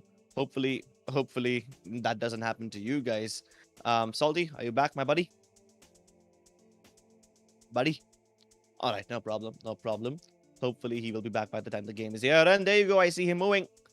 Hello yeah, there. it's a little Discord problem. It happens almost everywhere, all across. No It problem, no happens problem. all across in India. Indian ISPs, you gotta fix your things. But I I guess know, these right? teams, I guess they have the gameplays fixed, so it shouldn't be a problem. When we move into Ascent, it's probably going to be a very extravagant affair. Yeah, it's gonna be an extravagant affair. I hope never mind. I was gonna crack a very dirty joke, but I held off against it. I've been holding off on a lot of things, right? I've been biting my tongue a lot. I was about to roast you, about to crack a little affair joke. But hey, I'll hold off on it for now. Either way, it is definitely going to be an extravagant affair. For those of you who understood what I was trying to say, kudos to you. You're the real man of culture. Either way, let's jump into the game. We have these guys prepared and ready. Force One Esports going to be starting on defense, Global Esports on attack. Let's see where this takes us because these are the last few days that people will get to enjoy Breach. Keep in mind that in the next patch, the Breach flashpoint price is being increased. Also, he will not have 3 flashes anymore. He will only have 2. So this is probably the last time that Hellraiser can actually spam it and use it to win tournaments. Might as well use it Hmm. while it's still enjoyable. True that. True that. And I guess Hellranger will be able to pull it off. He's been a very calm and composed player, and he's probably the ideal person to be on either a controller or an initiator because he loves to set his teammates up. He loves to set his duelists up to get frags. He is also a player who can actually play a Breach in a very good manner because generally Breach has a very slow animation with the flash and returning back to the weapon. It's going to be a bit difficult, but I feel Hellranger is probably the right guy to pull it off. It could be the right guy to pull it off. He's gonna have to work along with his jet in order to make this one work. And the flash and dash combo is like the oldest trick in Valorant, right? And Ascent is the map in which this whole flash and dash concept was invented. We have seen global esports slap Team Valor left and right with it. Of course, this is a different tournament, a different team, but we've seen how effectively they can pull it off. And they do it on the defensive side too, not just on attack. I can't even believe what's going to happen when Hellranger starts using his flash and dash every now and then to help set his teammates up for success. That, combined with Kappa's recon darts, could be the game changer. And that's the best part about global esports too, especially Kappa. This guy obviously has the game sense and the skill level of any pro player, but the one thing that sets him apart is his timing. Oh my god, the timing on a Sova can be so game changing.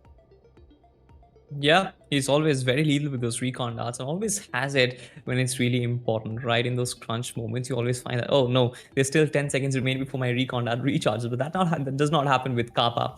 But again, you mentioned things are going to be a bit complicated if there's a double initiative setup on global esports, and now that we do have that, I mean, what are your thoughts about it?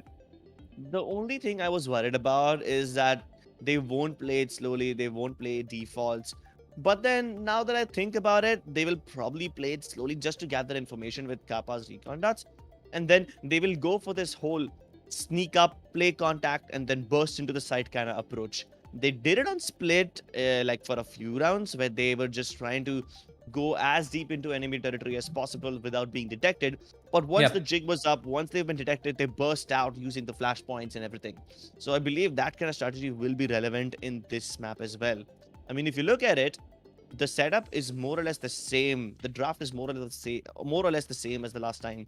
The only difference is Hellranger went for a breach this time, and the controller is Astra and not Omen. Yeah, of course. I mean, in a map like Ascent, Astra can place the same amount of one-way smokes as an Omen can. So why? Why would you pick Omen instead? True that, and also the fact that the paranoia is a good flash, of course, but I feel like the gravity well and the Nova pulses can really help you clear out those corners, especially if Yeah. you are in a retake position. You have to clear out the boathouse. You can just place 2 stars and pull out a gravity well and a Nova pulse, and basically have cleared out the entire region for yourself. And the players inside are going to be vulnerable and stunned for quite a few seconds, and you will be able to get your retake by that time. So I feel that Astra is a very versatile character, especially in this map. We'll have to figure out how global esports can actually pull it off. We saw Hellranger was very, very lethal on the Omen, but on the Astra, I don't think they're going to be struggling too much. Yeah, he was lethal on the Omen. On Astra, I believe they're going to be even better. And because Hellranger, the IGL himself, is playing Breach, he can control the timing of his attacks really, really well. You put that Yep. together with Kappa and his abilities, it is just going to be such a massive force that Force One probably would not be prepared for. Because that's the best part about their attacks. The timings of their attacks almost always catch their opponents in an off guard position or when they are at their most vulnerable. So I'm kind of looking forward to it. You should be starting with the game live soon. Unfortunately, the lobby crashed, so we're gonna restart it soon. Of course, that's what happens when you have internet issues, and hopefully Indian ISPs do something about it soon. But don't worry, guys. We will be starting with the game soon. For all of those who are asking what time is the game gonna start, we've already done the agent selections, and we're gonna be jumping into the game anytime soon now.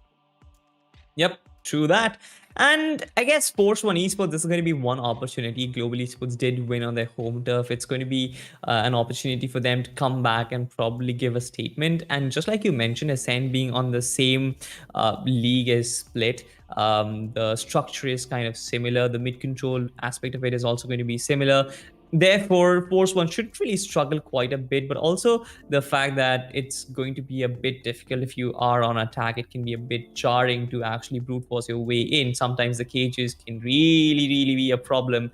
So it's going to be interesting how they can actually pull it off. And if Force One do manage to pull this victory, I guess we will be in for a finale. We'll be in for a popcorn deserving map 3. Yeah, popcorn deserving map 3 in bind. Well, unfortunately, guys, I have a little bit of sad news for you. We're going to be heading to a short break while we figured out the technical issues. We'll be back with the game in no time, so don't go anywhere.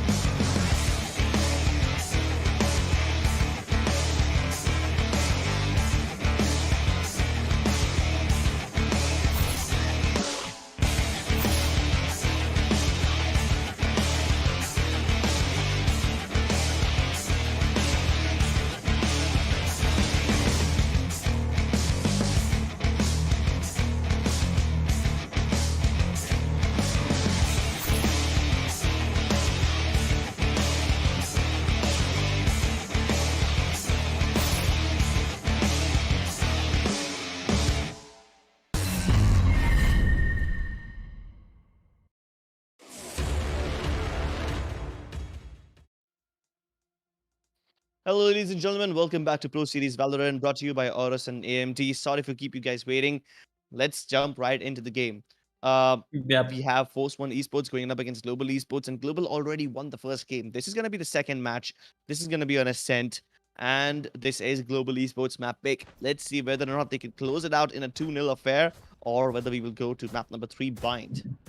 Yes, let's see if they can close it out. This is going to be Valorant Pro Series brought to you by AORUS and AMD. The second map of the best of 3 of the upper bracket finals is online, ladies and gentlemen.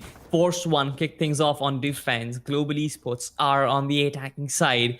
Again, running you through the agent selection: Knight Rider on Jet, Rafa on the Reyna, Shivy on the Sova, RVK on the KJ, and Scargod on the Astra. Pretty much default on Force 1. But on the other camp, we have a breach in the form of Hellranger instead of his usual controller skills, is again on his KJ. Lightning Fast is doing up the astral duties. Kappa on the Sova and Alex T on the Jet as usual. Yeah, only a single duel is set up from Global Esports, but they have 2 initiators. I guess a breach can really create an opening instead of Jet. But let's see who picks up what role. The one-way smokes are already deployed. The stars are live. Crips, it's all yours. Well. What do we have on our hands? A very fast A fight. Rafa already picks up the kill onto Alex T and gets away with murder in cold blood. At the same time, Skills is trying to make something happen on the B side, but that is just a ruse, just a distraction. Knight Rider already trying to move all the way up in high mid, will be facing Kappa and so many more. Tries to get away to safety, but Lightning Fast will pick him off even through the cloud burst. 4v4, situations equalized. Where do we go from here now? Global Esports. Oh wow! RVK picked off Skills, and this was such an awkward fight too. And he had no idea this was coming. Hellranger gets Rafa though as he tries to move out of the nebula, looking in the wrong direction. But Scargod playing this cheeky one and done angle should be able to get Kappa as he's trying to put his recon dart down. The recon dart will not reveal anyone, and oh my god, he lines them up! Beautiful. Scar got the timing on the gravity well was perfect. Both the players, I guess only one player was vulnerable, but that's all he needed because he had to just shoot the bullet in their general direction and they were down. Beautiful stuff right there. But Force One Esports, this was a quick move, honestly, because we've seen them pushing in aggressively through mid, especially Knight Rider. You know, the KJ rotating all the way from mid, maybe coming in through the connector and falling back and getting Skills over the near the B entrance. It was kind of weird that he rotated all the way, but they managed to do that. Oh my god, another fast fight towards the A site. And Alex T will be dying already. I wonder why he pushed in so deep without the help of his teammates. Well, they've been doing that quite a lot now. Scargod, who will get Hellranger through the smoke, and the crossfire is well set up. But I don't think they need a crossfire. Scargod is just going to find lightning fast through the smoke. RVK is well prepared to get kills, and one by one the players are about to fall. Kappa, the only one holding back with the Sheriff. He needs to drop some weapons. Otherwise, I guess the economy on Force 1 is going to be too brutal to break for a couple of rounds now. Yeah, it is going to be a bit brutal. Force One Esports. Oh, beautiful. Oh, look at that.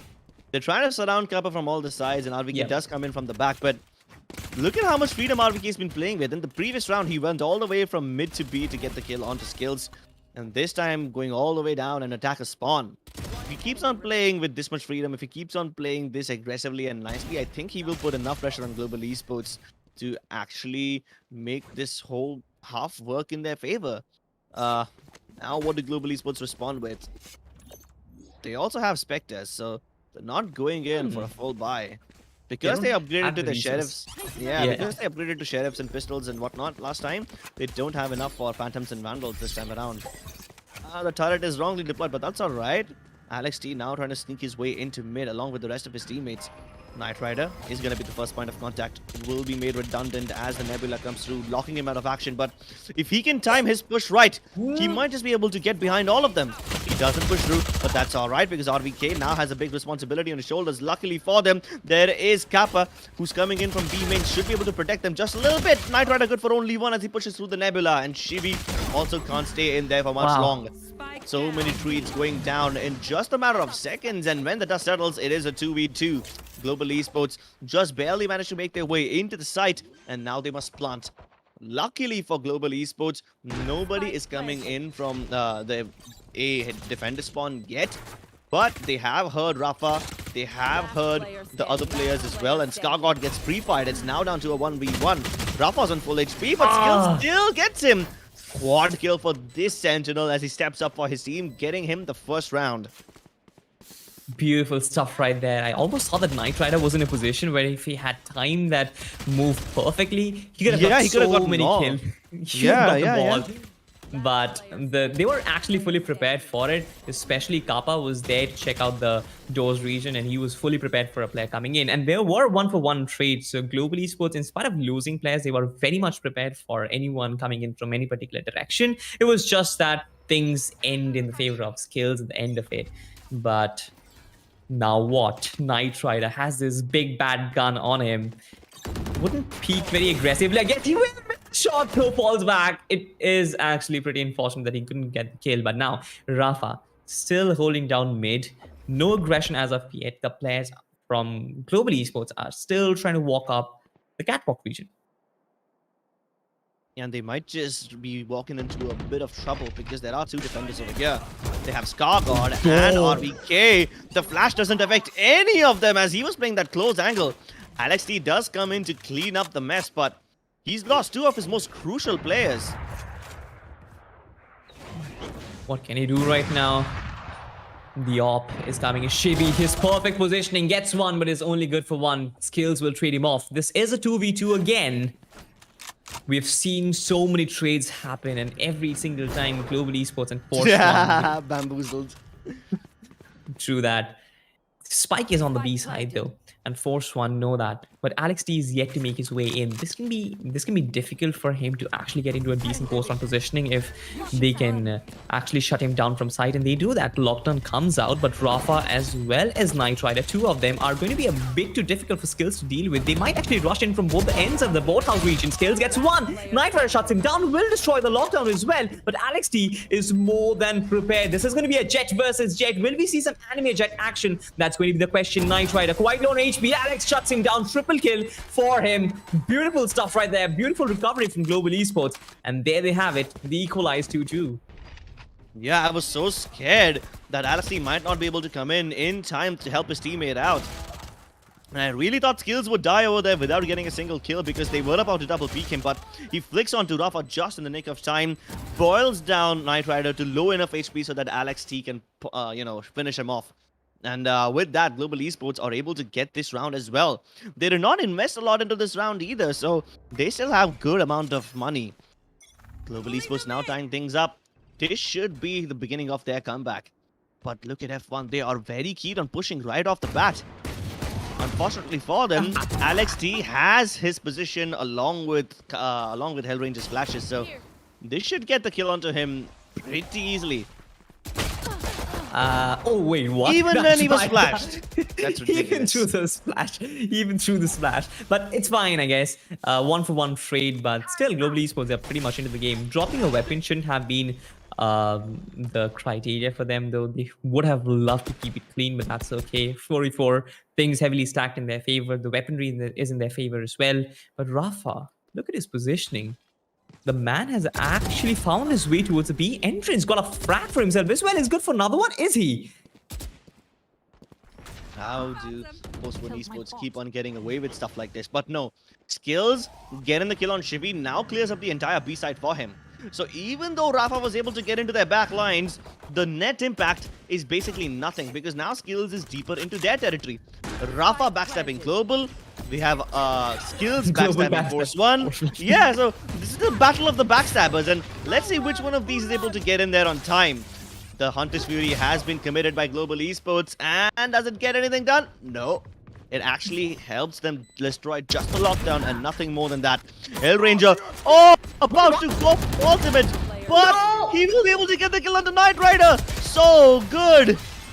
I was 100% sure that Hellranger would die over there, but for some reason, he survived. We're gonna have to take a look at that replay to understand what happened over there once again. He just missed on the right click. I mean, that's about it. And couldn't even bring out the weapon. That was sort of comical. Hellranger His position was Oh no. checked. He was in the rolling thunder animation. He was left there with his spans down, but Force One just couldn't press the kill switch. It's And okay, I guess. there was a little bit of damage done as well to him. It's not like the right click completely missed. Some of the blades Yeah. connected. I hate it when that happens. Like a blade storm shotgun blast. Some of the bullets just don't connect. And then you're left with what 100 something damage. Just so frustrating. Yeah. It's also like a suicide mission because you also have an animation to pull out your weapon, so that sort of gives the opportunity for the other person to pull out his weapon and shoot you in the head. But that's enough of Jet versus Breach right there. We have a KJ. Skills is still trying to hold an advanced position. Will maybe try to push up mid, but nothing as of yet. No follow-up from his teammates. Most of them are sort of creeping out outside the B entrance.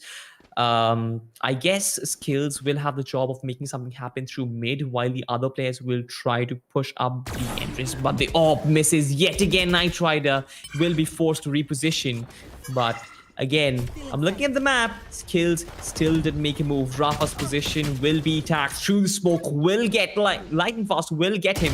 Skills now in prime position. He has a job to do when RVK, I guess, shows up. Already dings him, brings him down to barely breathing HP. And there you can see getting kills left and right. Shivy tasked of getting lightning fast, but doesn't able to do that. This is going to be so difficult. 3v3 for them. Scargot coming in from the A entrance. Oh my I god. guess they're not prepared for it. They're not prepared for it. The Spiker will be taken down, but that's about it. I guess that buys them enough time to work with. Alex D will get taken down by RVK, and this is shifting completely in favor of Force One, and Kappa doesn't have enough time. He needs to save the weapon and run away from it.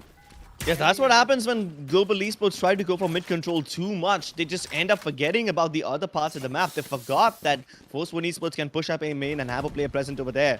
And they've been backstabbed so many times on B main when people manage to get in from mid and get to the back lines of B main. This has happened like 2 or 3 times now where global esports got backstabbed from the main areas. And they can't let Force 1 keep getting away with stuff like this. We're already halfway through the first half. 3-3 scores already done. And if global esports don't recover from these game-changing mistakes right now, then Force 1 esports should be able to push this into map number 3. Early stuff. A lot of shock darts being invested early on, but the Owl drone is going to give them some sort of information, I believe. RVK's position has been tagged, but he will be forced to fall back as well. Nothing as of now, information trading. Yeah, luckily nobody follows up on the back of him to get that kill with a pre-fire or something. But most of global esports now looking to burst out of B's sight, but they don't have the spike yet. Here comes a nice Hunter's Fury. Should be able to get a couple of tags, maybe even a kill. Yes, he does. Maybe gets the better of Skills. And Skills was an important player. This is going to make the post-plant situations of global esports so much harder. And at the same time, they do get a return pick. So both the killjoys of either team are dead. Finally, a Cosmic Divide comes through, and this is Global Esports Cosmic Divide, only to shut down the area on the defender spawn. They don't have the market areas covered. They put down another Cosmic Divide of their own, yeah, so that they can not let Global Esports into the side. And as soon as they try to burst out of this side, they will be unprepared. But they managed to plant the spike with 2 players still in the back. This means that they will have very little post-plant positions, and global esports can get sucked into the gravity wells, but they return the favor of gravity wells of their own. Both the Astros are going to have to be of crucial importance over here, but global esports, they first kill the players who are coming into the site, and then focus on the guys who are already in there. Beautiful stuff. Beautiful stuff right there. Global esports. The Astros, both the Astros from both teams were actually pretty important in that round, but fourth round for global esports, it kind of means that Force One will have to go into the economic dumpster right now. Nothing on them. Just a few sheriffs and a single ghost and classics to work with, while the other team is heavily equipped with all the weaponry. This basically means should be an effective 5-3 for global esports. But then again, I guess the task on Force One would be to try and maybe drop a few weapons, dent the economy as much as possible, hit it with what you got. That's Oh what they my do. god. That's what they do. Rafa with the one tap on a lightning fast will get the first pick. Now he tries to go a bit aggressive, tries to go for the second one, tags another one. He's not gonna get the one tap, but that's fine, I guess. He has dealt enough damage on the Jet. Maybe the others can follow up with it. And then going for the follow-up on mid. So many players just seeping right through. Rafa can't really do much because he's been flashing. His position's been revealed already, and Hellranger sprays down both him and Shibi. Good stuff. It's now up to Skills to step it up. But unfortunately, Skargod is already on the back lines. He's trying to come in from mid. Turns Wait, around what? and gets the kill onto Alex T. No, this is disastrous. Alex T missed the shot with the operator. And now he's dead, putting Skills in a very uncomfortable situation. Luckily, he was towards mid and it was open, so he can get towards the A site. But my goodness, that was a blunder of epic proportions by Alex T. If they lose this round, it's gonna be all his fault. But Skills, he's more than capable of pulling this off. He's also got the lockdown to delay them a little bit. All the utilities placed. This should be a good enough round for Skills. He can isolate those 1v1 fights. But Force 1 Esports are wise enough to not offer him those. He can hear them both coming through now. And he's gonna put down the lockdown. This is gonna force them to come and fight Skills, making them walk into the alarm bot where Knight Rider will get vulnerable. Skills now just needs to play a little more patiently. Gets the better of Skargod as well. What a wonderful clutch. This man stepping up for his team. The big brain moves. And take a look at Hellranger. He has to sip that water because he had his heart in his mouth. Yeah, true that.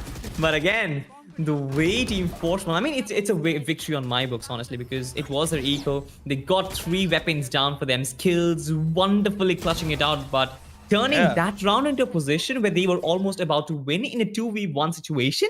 That's nuts. Force One did enough work, and look at this now. Global esports, their economy is not very healthy. 2 players only have barely 1,700 to work with. Next round, I guess, if they lose this round, it's going to be a bit difficult for them to buy next round. Yeah, but it's at least better than F1's economy, who are probably going to have to go for very cheap weapons in the next round. But what a play from Skills. Like, he put down that alarm bot in a position where he knew they would walk into. And the moment he put down that lockdown, he knew that they had no choice but to challenge him. So that's when the alarm bot comes in really handy.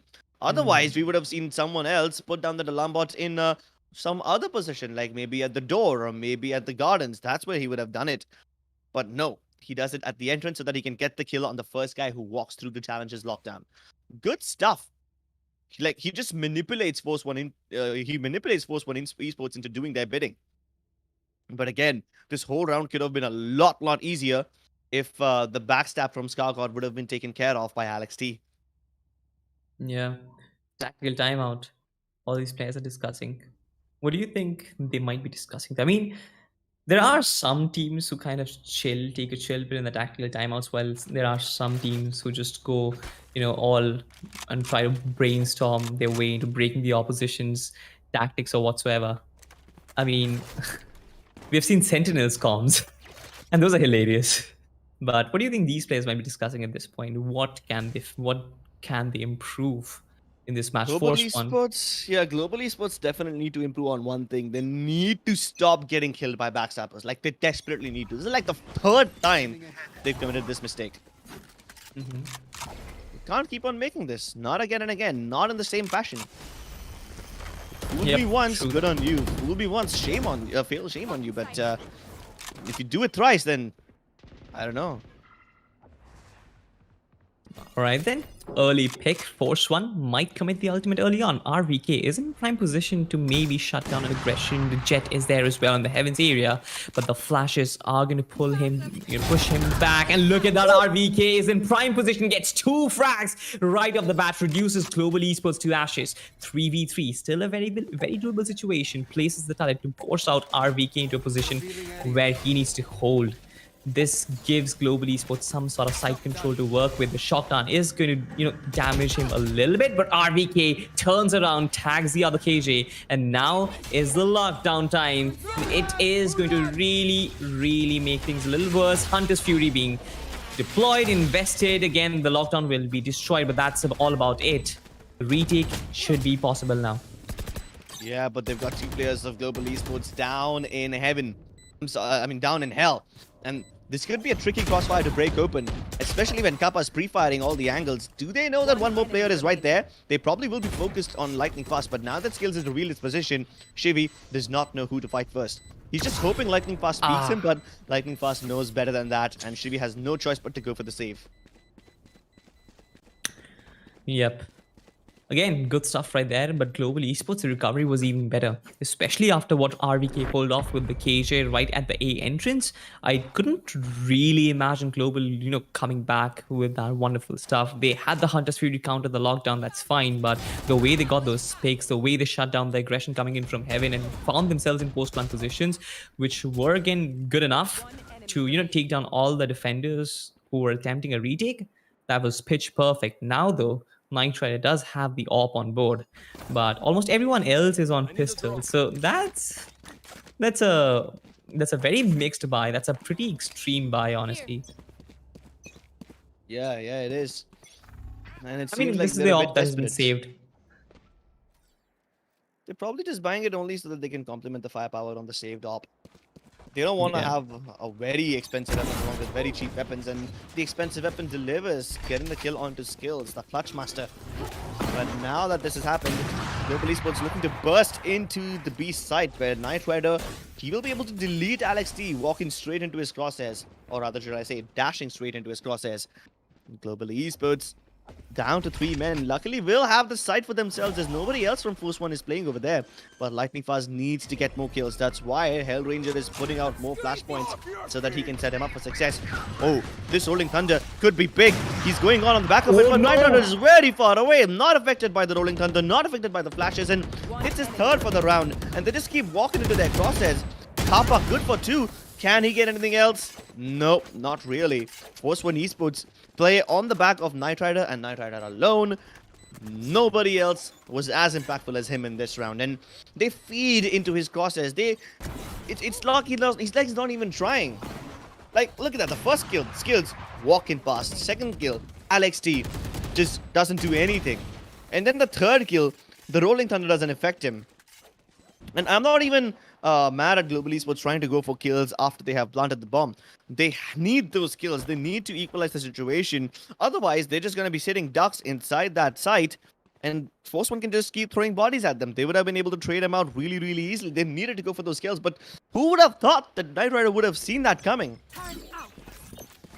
Yeah, right. I mean, Knight Rider's positioning was so perfect. More than being mad at Global Esports, I'm kind of very happy with the way Knight Rider pulled that off, because his counter positioning was just absolutely brilliant. Once he places himself in mid, watching B connector, which again isn't really a default way to use your op. So Skills might not have predicted that. Again, he places himself through the smoke. No one could have predicted that. Maybe they didn't imagine him being there in that position.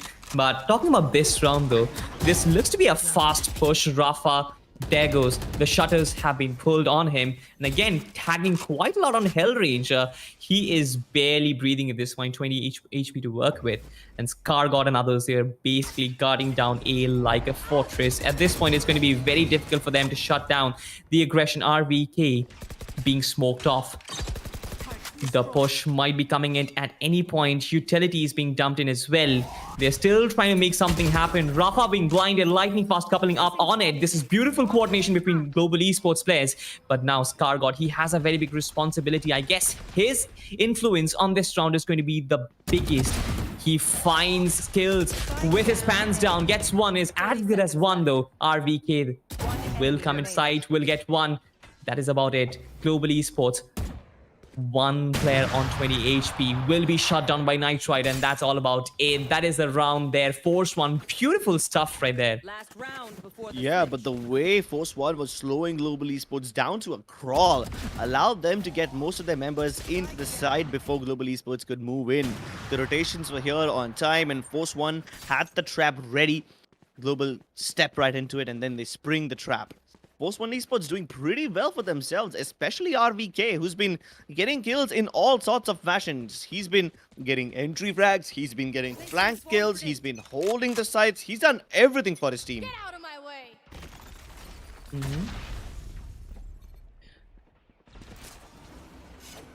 Alex T. Blade Storm's early invested. The Outrun is going to couple up on it as well. Information gathers, intel. At this point, I guess RVK and I believe the Sova, both of them are going to set them in a crossfire position, but Alex D has already made his way in deep into enemy territory. He can breach his way into the spawn area as well. This can be problematic. The other players from Global Esports, they're still trying to pressure the B main area. This can be deadly for them, but Alex D has to be very much aware of his backstabs. But no, he's already found his way to CT. This is disastrous. RVK and others are completely surrounded. Shivy has been shot. Oh no! No! Spike down. Skylar, oh my goodness, this is Force One Esports, and this is RVK. This is his era, and we are living it. Dude, Global Esports was not supposed to fail that round. RVK is playing in a one and done position. It's called one and done because you're only supposed to get one frag out of this. And then you're supposed to die. You're supposed to get traded out. But no, what does he do? Sprays down 3, turns around for the 4th. That's ridiculous. He's sitting at how many kills? He's sitting at 18 kills already with only 6 deaths. That's a KD of 3 if my math is correct. Holy shit. Like, forget the one and done positions. He's got quad kills out of that. Especially when Global Esports have successfully managed to get Alex D all the way into the defender entrance. When they have all the utility. When they're attacking from B main, from market, and the defender entrance. 3 entrances off the B side in control of Global Esports. And they all fall to RVK. Despite the odds being heavily stacked against him. How does he pull that off? Jesus, that's disgusting.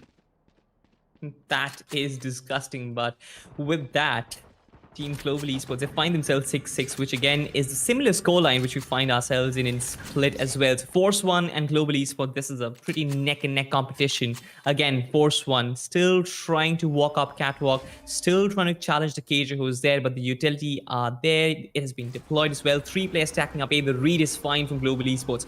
Will they be able to, shut down the aggression? That is the remaining question. Oh, then all the way into Gardens now. A very awkward position to fight from, but this is going to put Hellranger in a really tough spot. Luckily for Global Esports, they still have control of A main, and the Spike getting killed gives them all the information they need to work with. Oh, but they only have 1 player in there. Wow. Kappa gets pre-fired by Rafa. That's disgusting. Lightning 30 fast. seconds left. I did mention that him being in Winery could be a little boon for Global Esports because his position was of crucial importance. But then it's been, it's become irrelevant now. Yeah, but it's practically irrelevant. He couldn't really pull off anything. I guess his skill will be captured sometime in the future, but he can still pull it off. I mean, the players from Force One Esports, they're quite isolated as of yet. Shivy is barely breathing, 3 HP to work with. And that gives light. Oh no. Okay, so pre-fires Lightning Fast, looks in the other direction at the wrong time. And Force One find themselves an early round in the half. Attacking team, having this early round advantage, this can be very, very crucial for them. They can actually utilize it and get to 8-6 pretty early on. And if they do that, I guess they are in a position where they can really, really win on Global Esports' home turf. Not home turf because Ascent isn't their home turf technically, but they are playing Ascent either way. It's their pick, so we can call it their home turf. Yeah, we really can. Now, this is where the problem begins. Global Esports down to crawl. Just the pistols. Force One having the better weaponry over here. They can actually extend their lead even further. The turret is such a difficult thing to fight, but not when you have Spectres. Could be a force in the pistol run, but Lightning Fast trying to jiggle peek across the corner. Should be able to at least get the kill onto the Sova, but Rafa just dry peeks him. Ferrari. Oh, Alex D still here. He can get across the whole gap over there, get the Spectre in his hands as well, but not ready for RVK now, is he? Both of them struggling to connect their shots, and RVK still wins in the end, but Kappa and his shock darts are just as deadly. Meanwhile, Scargod has reached all the way up on the mouth of mid, which means he should be able to cut the rotations, but Kappa might be aware about him. Oh no! The timing of that recon dart is just bad. He knew that there must be someone, but he did not know exactly where. He did not know Scargod would be this deep. Yeah. Exactly. He predicted there should be someone, and that's why the recon dart was deployed over there. But he was just exactly at the mouth of the mid area. But good stuff by Alex T. I guess I felt like that frag was important. At least drop the weapon there. But that was about it. And Force One keeping it as clean as possible. Did drop 2 weapons, but shouldn't really be crying a lot about those. And now here it comes. Kappa, the Sova, and the Odin combo Crips. Do we get to see some brrr? Well, they need some brr. Otherwise, they're going to be crying. They need it. They want it. They're asking Go for for it. it, Kappa. I hate Go myself. for it. I Be hate the myself bad for saying boy. it. Be the anti-hero. Go for it. Yeah, as soon as someone gets tagged, he's gonna start firing, and it does go brrr in the end. RBK gets sprayed down. There's nothing he could have done. And he's also destroyed Rafa's HP. The aftershock could have killed him if he did not get away from there. But all of them walking away with such less HP. Rafa can't even heal himself because he's got nobody tagged. And another recon dart. Another kill for Kappa. No, wait, that wasn't even a recon dart. I believe that was with the owl drone. This man is just living the life of his dreams. Knight Rider trying to be aggressive, dashes into the smoke, but Alex T said counter him. But then there is Kargot who can actually back up on him. The flash is perfect. Alex T gets Kargot. Last bet to deal with. Knight Rider gets Alex. Hellranger trades off Rafa. Now this turns into a 1v4. Too much responsibility on one player's shoulders, but the Jet is there for it. We've seen 1v4s. We've seen 1v5s. Knight Riders. One guy can pull it off. Gets one. But that's about it. And here it comes. Here it rains. Kappa with the Odin making a statement. Those bullets at the end of the round, it just goes to show that Force One, you need to be careful because this weapon, it's gonna sing, it's gonna dance, it's gonna play the songs of death, and it's gonna be a melody of death for you. Melody of Death. I would have loved it if you said Symphony of Death because then my inner metal yeah. would be really proud. But that's alright. I don't expect everyone to be as cultured. Kappa is the real man of culture though with this big bad weapon. And he's gonna be making his enemies so salty with this. Someone is taking digs, but I guess Kappa and is I taking... always am. No, he's not even digging anymore. Kappa's not even digging. He's excavating this whole side. He's discouraging anyone from even setting foot inside B main. And that's why you can see Force One trying to make something happen on mid. They're hoping they will be able to find a little opening on mid to B or maybe get Rafa all the way deep into mid. You know, almost at defender spawn. Hopefully he will be able to cut off a few rotations, but this time Global Esports should be aware about this. I mean, the way Hellranger is moving up on him, it does give me a little indication that he might be here, but no, that Nebula could actually be devastating. Hellranger gets that recon dart broken in time, but Rafa still picks him off. And now he's dismissed all the way into Gardens. There's not much that LST can do, and Knight Rider is popping off heads on mid, and the whole round is crumbling. The whole round has to crumble, especially if no one really backs on what Kappa has been doing. This man has been individually holding the B side all by his own self. But if they give away space in mid, if they give away space in A, then this entire work that he's been doing in B just gets neutralized, and that's what it is. He again gets killed for himself, but a 1v4 at this point with barely any HP left, he gets Chivy. Rafa is gonna peek him. The weapon.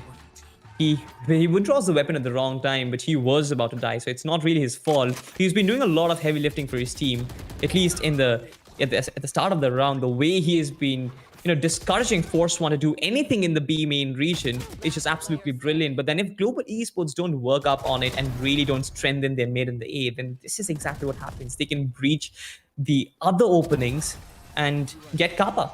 He can get 3 kills for you, but that's about it. The round is over. Yeah, and Force One have been able to get mid control so very often now. Like, almost every time Rafa reaches that position on the mouth of mid, like, almost towards defender spawn itself. And this time Hellranger was aware about it, but that nice Nebula plus Recon Dart combo revealed him, and then everything started to fall apart. Global Esports now forced to play very, very passively, and they're moving on to the eco weapons. Sometimes they're even as desperate enough to pick up the Judge and the Odin. So you know the Global Esports is in a lot of pressure. They are under a lot of stress. Oh, but here comes the Judge. Getting the kill onto Knight Rider. He's put down more Nebulas over there as well. Maybe this flash can actually help Lightning Fast burst out and get one more. And he deals a lot of damage. Good enough for now, but I am kind of concerned. If Force One Esports, all of those players have been revealed over here, then what does Hellranger have to say? A nice one-tap onto Skargod before RBK finally takes him down. That Nebula fading away at the wrong time was actually putting Hellranger in a lot of danger, but hey, at least he cleared out one more player before he finally bit the dust.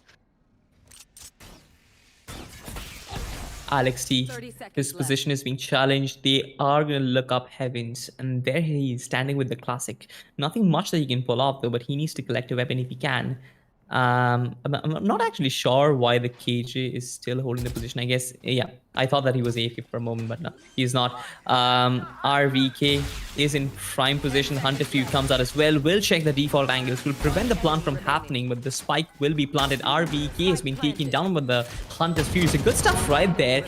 Chevy really struggling to get the kill onto Alex T, but eventually finds it. 1 HP to work with, and I guess if Kappa manages to get the shot right, it can be beautiful. This can be done, and Kappa will do it. I thought that when he went onto the reload mode, it's going to be game over, but then both of them did go on the reload mode. But that's fine. Thrifty. Dude, it was so anxiety-inducing. First of all, really good job by Lightning Fast getting all those judge kills over there. Global Esports making the best out of the Seco round, revealing the remaining positions as well, and even Hellranger with some crucial sheriff taps. And then comes Kappa to get the kill onto RVK. But that wasn't the primary objective. The primary objective was just to stop the spike plant because there was very little time remaining. If he could have stopped that, then this whole round would have been over a lot sooner. But Kappa steps up once more. He had one final trick left to show us to pick up the round for his team.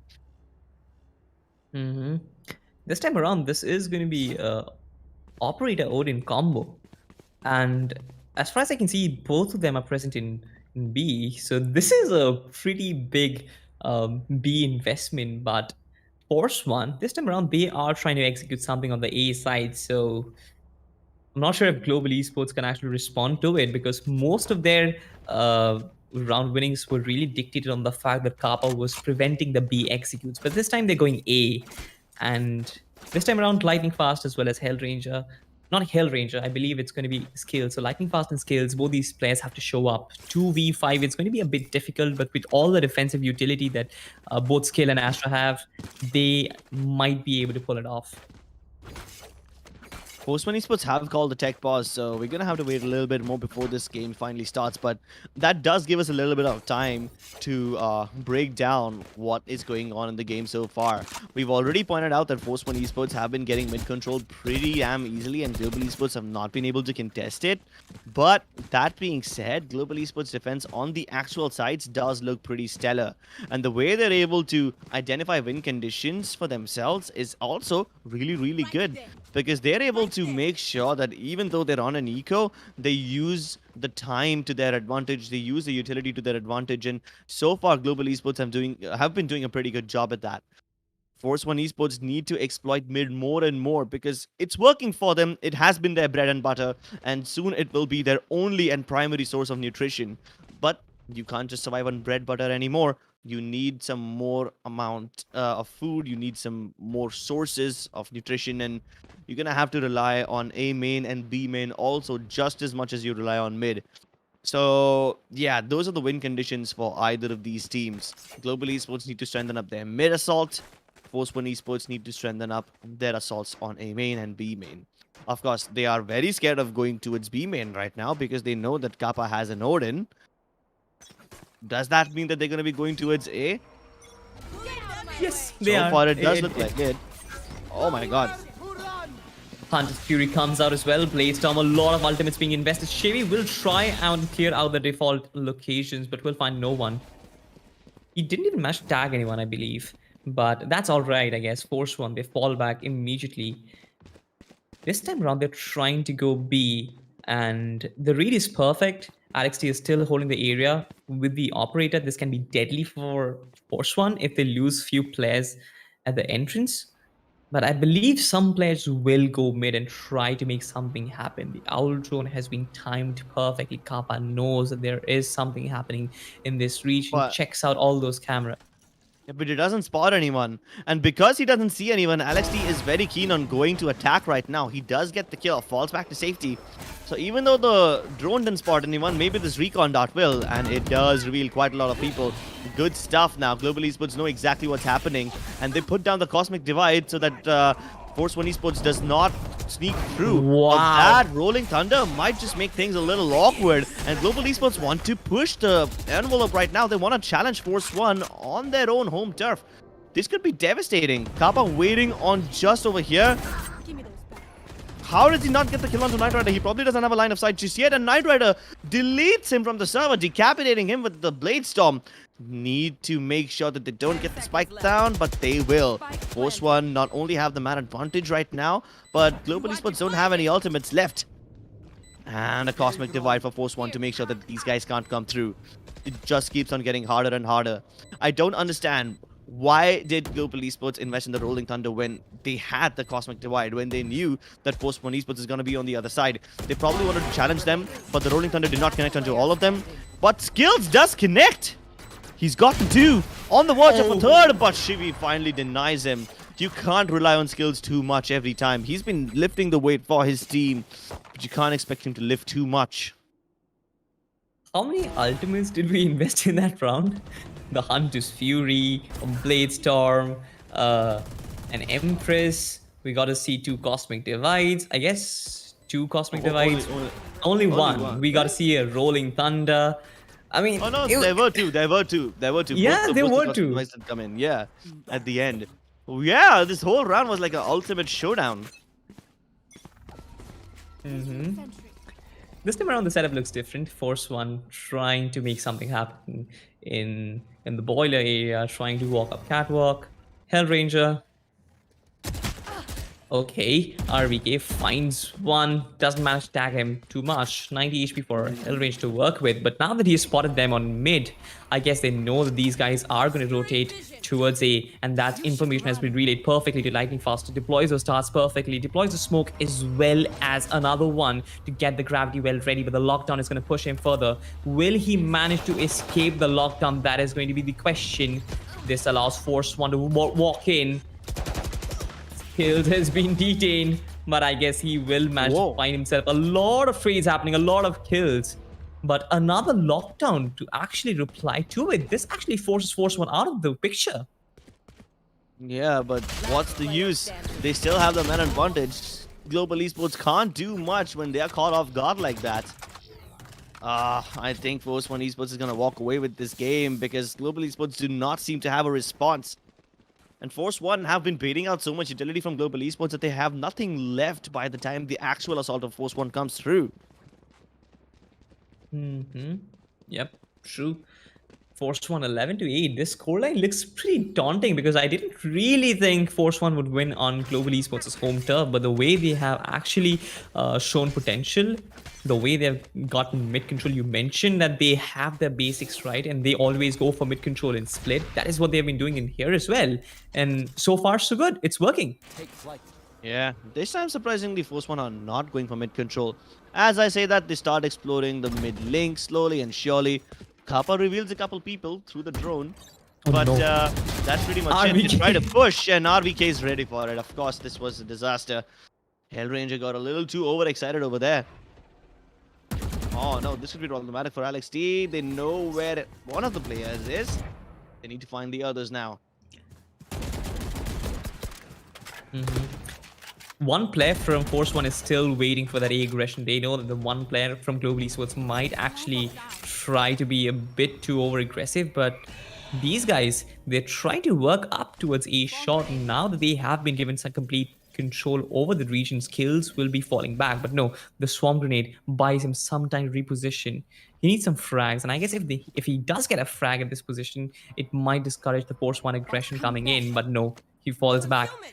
And this is a recipe for disaster. RVK gets another frag. Wait, hold on. He used the smokes on B, but the attack is on A. And there's already a backstab. But no, Lightning Fast! His position was of crucial importance over there. Now he's pre-firing, trying to get the kill onto Knight Rider as well. But Alex T, he buys enough time for Alex to come in here and gets the kill onto Knight Rider. There is a backstab in the works by RVK, but that backstab has been rendered useless now. F1 Esports tried to go for a very good fake over there, but Global Esports did not fall for it. And the crossfire is perfect. So here's what happened. They got the Astra to activate the smokes on mid and the B defender entrance. They were hoping that it would keep a couple of players over there and then RVK would be able to get the kill onto them, and RVK was sneaking in via the B entrances. But then they decide to go in over here. They check the position of skills, but they forget that Lightning Fast can be playing over here, and this is such a cheeky angle. Nobody would be expected to play over here because then I mean, anyone who plays on that buttons area, Lightning Fast will now have to check not only A main, but he will also have to check the A short area, and that's why it's such a bad position to be in. But he was deliberately over there because he knew that nobody would be coming in from A main, so Lightning Fast could stay over there, and Force One would have never expected him to be there. Beautiful stuff right there, because generally you expect someone to close the door, especially if you're in that position, but the door wasn't closed, so he might have thought that, oh, no one's there. But now though, this looks like Force One. They're trying to work something up in the A. The information has been relayed, but no steps from Global Esports as of yet. They know that the rotations are pretty quick from Force One, so they just want to prevent that. As of now, Lightning Fast's smoke as well as all the nanoswarm grenades are going to be enough to discourage Force One and not enter into sight. No, Yeah, look but at the they're B not entrance even- scripts. Look at the B Yeah. entrance. They're already working up. Might find one kill, and this information is so crucial. Scargod's kill will discourage any sort of rotation, and now they have to bum rush their way on the A side. The lockdown is there, but will they be able to manage anything on the back of it? They still have the flash in the form of Reina Lear. They're still trying to dash in. Knight try to get some real estate to work with. Kill neutralizes one player, gets shut down. But then comes Lightning Fast. No, he will be rendered useless. Knight Rider as well as others. They beautifully capture kills for themselves. This is going to be a barrage of shot. Hunter's Fury comes out as well. Kappa will delay the planter. Will get a frag on Shivi as well. Pulls off a Sova tiff right there. Knight Rider is the only one who has so much work to do. The clock is ticking. No points of HP to work with. He's barely dying, or rather he's barely living at this point, but he did manage to plant the spike. He is going for the kill. Pre-fires one onto Hellranger, but then Kappa is there to shut him down. This is good stuff from Global Esports. They get the 10th round on board, and it looks like they are in for a party. They're not giving it Force One that easily. And yeah, I mean, I believe the only reason why Global Esports won this round is because they decided to take matters into their own hands. As soon as they got the kill onto the Astra, they knew that Force One Esports would not have anything to lock out the sites with. Scar God not being present on the area means that Force One Esports have to just fight their way inside instead of cutting off areas like the A shot or smoking off heavens or stuff like that. And that leaves them so much more vulnerable. And the funniest part is, Kappa did not even get that kill with the Hunter's Fury. He got it with a shock dart. Oh yeah, So he did. Yeah, he pre-fired those shock darts so that they couldn't plant over there. Pretty much slow start. Looks like 4 players trying to make something happen on the B entrance region, but the Jet, with the Storm Blades, with the Blade Storm rather, is trying to walk up Catalog. This is actually pretty interesting because he might be able to get some sort of lurk happening, but Hellranger, he gets Rafa, beautiful stuff right there. This is going to discourage Force One aggression. And also, the Jet versus Keisha duel is still happening. That's going to be very crucial in matters of this own in this game itself, because right now Scargod walking up mid is on the back of the fact that Knight Rider does have this position for himself, but now that Alex T has been spotted, he'll be very paranoid and he sprays him through the wall. Skills gets Knight Rider, and Force One come down like a house of cards. Yeah, but this was never supposed to be their round anyway. They never had a good amount of weaponry to work with. RVK has been revealed, about to get pre-fired, but RVK is very efficient with that Sheriff. I said that! And he gets a one-tap onto Alex T. Either way, Yep. good job by Global Esports keeping most of their players alive. They need not only the economic advantage, but they also need the round advantage. And maybe, because they have weapons, because they don't have to reinvest, they should have enough weaponry going into this round against Force One. Force One on the eco, they relinquish this round, let Global Esports get to 11-11. But this was a good eco by Force One. They figured out when Global Esports want to push. And that timing can be absolutely crucial. I said it before, the Global Esports has really good timing of their assaults, and Force One Esports just need to figure that out. They have everything else under control. They know where Global will push from. They know how they will push and what their cues are. Only thing they need to figure out is timing. And once they have that in the bag, they will have the perfect antidote to Global Esports poison. Antidote. Kinda miss I him get now, don't we? the I get the reference there, but all right. Timeout activated. Players discussing strategies, or might just be taking a break. Yeah. I mean, either way. Hellranger is one of those guys that likes to take a tactical timeout just to calm down the nerves of his players. Even when Global Esports would be leading, right? They will take a Yeah. timeout just so that they can calm down. This tactical pause was called by Force One Esports, and I can understand why. It is a crucial round for them. If they lose it, Global Esports will not only have map point, but match point. And then Force One would not have enough weaponry to contest them. Not a lot of ultimates. Global Esports have 3 ultimates this round. The Lockdown, the Blade Storm, the Cosmic Divide. All of them can be used in post-plant positions. But Skargod getting the early kill onto Hellranger. That's a very annoying player that they have just managed to eliminate. The lack of breach will make the assaults for Global Esports so much more harder, and it will force them to play kind of passively. But as soon as I say that, Skills and Kappa prove me wrong, as they are very keen on pushing out. RVK has to commit a nanostorm grenade to hold them back, but hey, at least they managed to scare off Force One Esports away from the B site. Force One now heading towards A shot. They've left Lightning Fast in a very passive position, where he will be able to spot the players, but he won't fight them. So Global Esports have decided that this is more of a retake kind of round. And why not? They have all the utilities available for a retake. The Lockdown will force the players of Force One off the site and into A long, and then the Cosmic Divide can shut them down. Yeah. And I believe they'll have to use both of them to make this one work. The only player that can play spoiler over here is RVK if he gets the flag timing right. Alex T shutting down one. Is he good for another one? Beautiful stuff Nice. right there on Knight Rider. Lockdown invested. This is going to be very difficult for Force One. Cosmic Divide as well to reassure the round for themselves. Force One will be pushed back. Shivy as well as RVK. They have so much work to do, but I guess it's impossible right now. The fact that both the Lockdown as well as the Cosmic Divide. Yeah, we saw it coming, didn't we? Match point. Like, this was readable from a mile away. I think even Force One would have predicted this. They needed to either get the kills on site and stay over there, or they're gonna have to give up the round. Because the moment that Lockdown comes through, you know that the players of Force One will fall back out of the site, and then the Cosmic Divide will shut them down. So Force One knew they're gonna have to give up on it. They might as well save their weapons. And look at the buys on Global. Oh my goodness, they're getting desperate. 2 ops. One on Alex, one on Hellranger, the Odin on Kappa. Who would have thought that this would be the kind of stuff that Global Esports pull out? And Hellranger not only has an op, but a spare Vandal lying at the side. Right there.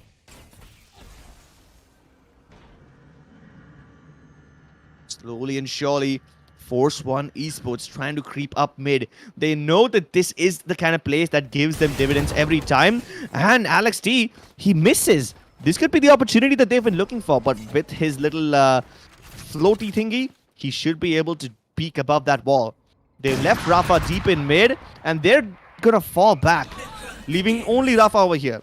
And he should be the guy who is responsible for cutting off the rotations of Global Esports, but none of them are even keen to rotate. And they don't need to rotate. The spike is heading towards the B site. Force One Esports already are in trouble because Global Esports have most of their players present over there already. Now what do? Global Esports have this trap ready. 2 players on A, 1 on mid, 1 on B. And finally the Hunter's Fury will come through. They're using it to clear out the most common angles, but they don't see anything. And as soon as Rafa tries to enter, there's a big rolling thunder that's going to hold him back. But luckily, no kills from Global Esports on the back of that rolling thunder yet.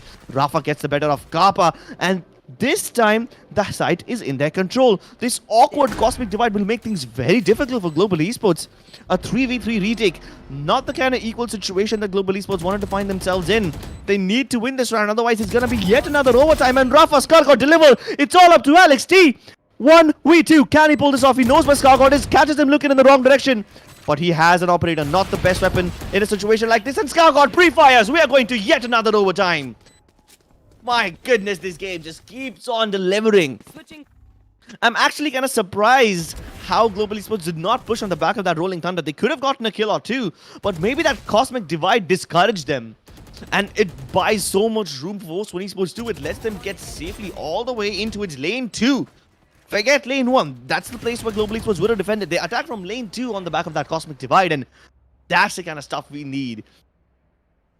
We went into overtime in the first game of Split. We go into overtime yet again. And this game is nail-biting. Is it nail-biting? Yes. My hands are indicative of that. Man, I wish I had some popcorn. I wish I was able to enjoy this game like you guys are able to do. But I wouldn't have it any other way. This is probably the most important game. It's the upper bracket finals. Keep in mind that these guys are playing for a confirmed slot in the grand finals. If they win this game, that's $2,500 guaranteed for the team. The team that loses this goes on to fight Samurai Esports in the lower bracket. And you do not want to be facing Samurai in the lower bracket. They have been phenomenal. Nobody wants to settle for less. Everybody wants the dub. Everybody wants the throne. And these guys are just 2 rounds away from it. Or 4 if this game goes into a double overtime. We don't know. There's a very hard chance that it will. Let's take a look at how many rounds these guys have been winning on which side so that we can get a little bit of gist. Production, can we please press tab and see what's going on? All right, let's count. We have 1, 2, 3, 4, 5, 6. 6 rounds on attack, 6 rounds on defense. So both the halves in regulation have been more or less equal. There's no specific side which these teams prefer. Although the teams are able to string together more rounds on the attacking side, probably on the back of economic momentum. But once you're in overtime, there's no momentum as such that you can string together. It's just these individual rounds. Now, it is less about making unique strategies and more about making less mistakes. Because in overtime, let's be honest, the nerves start to act up and you are more susceptible to making mistakes. So the teams know what works for them. Global Esports know that they have fixed their mid mistakes. They were making those mistakes on mid, where Force 1 is able to backstab them every now and then, especially on the defense. And Global Esports have worked to fix it. And I just hope they don't commit that same mistake again. For Force 1, they have been getting deep into mid using the Nebulas every now and then. But after that, Global Esports caught on to it. So what do they do now? Either strategy that either side had cooked up has now been burnt to a crisp. They are out of the strats that they have been using so far. They need to come up with something fresh. They need to dig deeper into their playbook. Maybe reinvent a new page. Maybe pick up an old strategy and rehash it by changing a few elements here and there. All the pressure. It's going to come down now. And it's the worst time to have a technical timeout. I swear to God. I mean, it could be the best time also. It gives you a little more time to discuss what's happening. But hey, this little pause, it's essential for these teams because they need to figure out what to do. So far, let's take a look at what Global Esports is doing, who are currently playing on the attacking side first. Most of them are stacking up outside of B Link. Now, if they challenge this, they will be walking right into Knight Rider. And he's got an operator. He also has the backup of Shivi right beside him. So an early recon dart might just reveal the plans of Global Esports, but I believe they won't be going for a straight up B bum rush. Of course, it's going to be along with a little bit of mid aggression as well. Knight Rider dodges the fault line. Turret has been taken care of, so Knight Rider can actually stay over here in this cheeky angle and start getting kills. But Lightning Fast has picked up RBK, and this was towards Catwalk. So now Global Esports have more options. They're trying to pick up a kill on mid as well, and Hellranger finds Rafa through the smoke. My goodness, Force 1 Esports are crumbling like a pack of cards, and Global Esports have so many options to work with. A kill on A shot, a kill on mid means they can go anywhere they want. It's gonna force Shivi to come down to mid, leaving Knight Rider alone over here all by himself. And that operator means that he doesn't have enough armor on him. Scar God has a big responsibility on his shoulders, but how big will his shoulders be when his eyes have been gouged out? 60 skills, both of them delivering, and Global Esports win the first half. Let's see them do it again. They need it one more time. They cannot afford to have a double overtime now.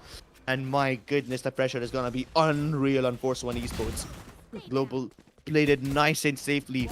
And like I said, it's not going to be about extravagant strategies in overtime. It's more about avoiding mistakes. And mistakes did happen from Force 1 Esports. They need to saddle up. They need to be prepared. because this galloping horse named Global Esports is not going to wait for them to saddle up. They're going to rush right in. They want that dub. One round away from getting themselves into the grand finals. Can Global Esports do it, or will we go into yet another overtime? Let's find out. Shock darts popping and Alex D really marking the territory with the op. Kills. Just trying to hold back. Will deploy the Nano Swarm, but there was a counter Nano Swarm as well to push him back even further. Rafa on the back of the KJ. Both of them are trying to breach their way inside. Trades coming in. The Odin is there as well. But nothing has been successful. They have finally managed to get their way into sight, and this can be disastrous. 4v4 retake on the B side. So stressful. The Owl drone doesn't spot anyone. Scargod is in the same position Beautiful. from where RVK got that quad kill last time, and Kappa, him getting deleted means that they will have no recon dart, one of the most essential utilities in a B-side retake, and Knight Rider keeps on delivering. It's now a 4v2, make it a 1v4 as Alex T has an insurmountable responsibility and he can't live up to it. Double overtime, ladies and gentlemen. We are going the distance. We are. This is 13-13, and both the teams, neither of them are giving an inch to their opponent at this point. In Ascent, this is going hot. The entire battleground is tumbling because these two teams, they're like titans. This is like a battle of the titans. And very deservedly so. This is the upper bracket finals, and both these two teams, they're just living up to the hype. They're just living up to their performances and giving it everything they got. First overtime in the first map, second overtime in the second map as well. This is a script for maybe, you mentioned a director. I feel this is Michael Bay? Michael Bay. This should not be Michael Bay. This should be Christopher Nolan, because this has a lot of twists in it. Okay, fair enough. You know your cinema. Not gonna take that away from you. But Knight Rider holding this angle can actually be disastrous. Unfortunately, it's not, because Global Esports have already made their way through, and now Knight Rider is just a bit too late. They're about to challenge the B side yet again. They have Shivi and RVK, but RVK has been locked out of the action. A random spray won't really connect. Lightning Fast does pick up Shivi, so that's the B side wide open right now. And RVK can't help. He just could not do anything to save his teammate over there. 4v5. Global Esports have the advantage. The best part is they still have Gravity Wells and Flashpoints left. But that makes things even easier for Global Esports. They need to win this. So far, both the teams have been successful in their attacking side, but can Force One break this curse? It's going to be a very difficult retake, but can they make it happen? Nope. Hellranger peeks, taps away at RVK. More people to follow through. Skills is holding the crossfire, and he should be able to get Rafa looking in the wrong direction. Of course, that beam in position is a menace to be dealt with. And Scargod realizes there's no way he's getting in from lane 1. Maybe he's going to try his luck on lane 2. Can he do it though? Kappa taps away as well, and they're all just falling apart one by one by one. Knight Rider with the op, 25 HP. Nothing happening for him. It's a flawless round 2 for Global Esports. So far, both the teams have gotten off a round in the attacking side of overtime. Can Force One do it again, or will Global Esports step up this time and shut down this area? Yeah, I mean, if they can pull down the shutters on the B entrance, they can actually pull this off, because they have the defenses. Yeah. They have Kappa, who can bring in the Odin, and they have Alex too, who has been very crucial with the op as well. Now though, what does Force One do? They line up on the A side. Astral Stars pretty much on the aggressive front of the entrance. Hellranger, a quick flash and a quick peek as well. Not connecting the shot, but Knight Rider is in a very advanced position. Lightning Fast will kill it. Will fall back. Yes, he will. Nice. He doubles up on it. Beautiful stuff right there. Quick astral form, quick stars deployed. They want to shut down the gates on the entrance, and that is what they do. Shivi will try to breach that with the drone, but I don't think the information is going to help. Will shake down Vinery. That's about it. They need to look for other options, but do they have those options? Alex T watching down where his lines of sight has been blocked with the smoke, but he still has a player that has been tagged. He can push up. He can get Scargod, but I don't think he's going to overaggress that much. RVK is still trying to make something happen in mid, but 3v5 is so difficult. Also, you gotta realize that Lightning Fast is already pushed out of B mains. The drone on Kappa also revealed that nobody from Force One Esports was present over there. But that was a few seconds ago. Now we have the spike outside of B. But what good is the spike gonna do on B when most of his teammates are dying on other parts of the map? Shivi needs to sell this fake. They know Shivi is over here, and they are hoping that they 30 can seconds buy left. enough room for Scargod to make his way inside the B side. He's only going to be facing Skills over here, so if he wins this 1v1, he can actually go for the plant, but Skills just needs to buy some time. There isn't enough time left. There's only 20 seconds. He needs to wait for his teammates to come in. He cannot afford to give away his life to Scargod. And he's running out of options. He drops down into the water, and Scargod tries to go for the plant. Skills executes him. Global Esports finish this game 2-0. But my, oh my, I have to tip my hat to Force One Esports if I was wearing one right now. They pushed Global Esports to their limits. I have never seen Global Esports struggle this much. And this was indeed a match worthy of a grand finale. Yes, this was a match of biblical proportions and we were delivered content. I mean, this is Force One Esports, right? A lot of people might say that, oh, this is a team that probably had a good run in the upper brackets, no such tough teams in the competition, no tier 1 proper Valorant teams being faced. But now, they show you why they're here. They show their worth. They push Global Esports to the limit. They push them to the edge of the cliff. They were almost tumbling down both the maps to overtimes, to double overtime. Yeah. Step for step, punches for punches, jabs for jabs, Force One matched everything which Global Esports had. But at the end of it all, it was Global Esports who triumphed. And again, Force One, with the kind of performance they showed us, I feel they deserve another shot, and they will get another shot in the next game. Yeah, they're gonna get another shot, this time against Samurai Esports. They pushed Global to their limit, and this proves that they are good on Ascent. Ascent happens to be one of the strongest maps of Samurai Esports, and if Force One can match Global Esports on Ascent, I am very sure they can give Samurai a run for their money.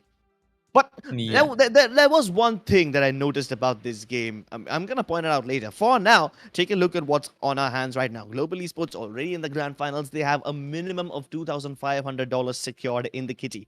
Maybe they can go for $5,000 again if they win the finals. But for now, the next match that we're going to be witnessing is Samurai versus Force One Esports.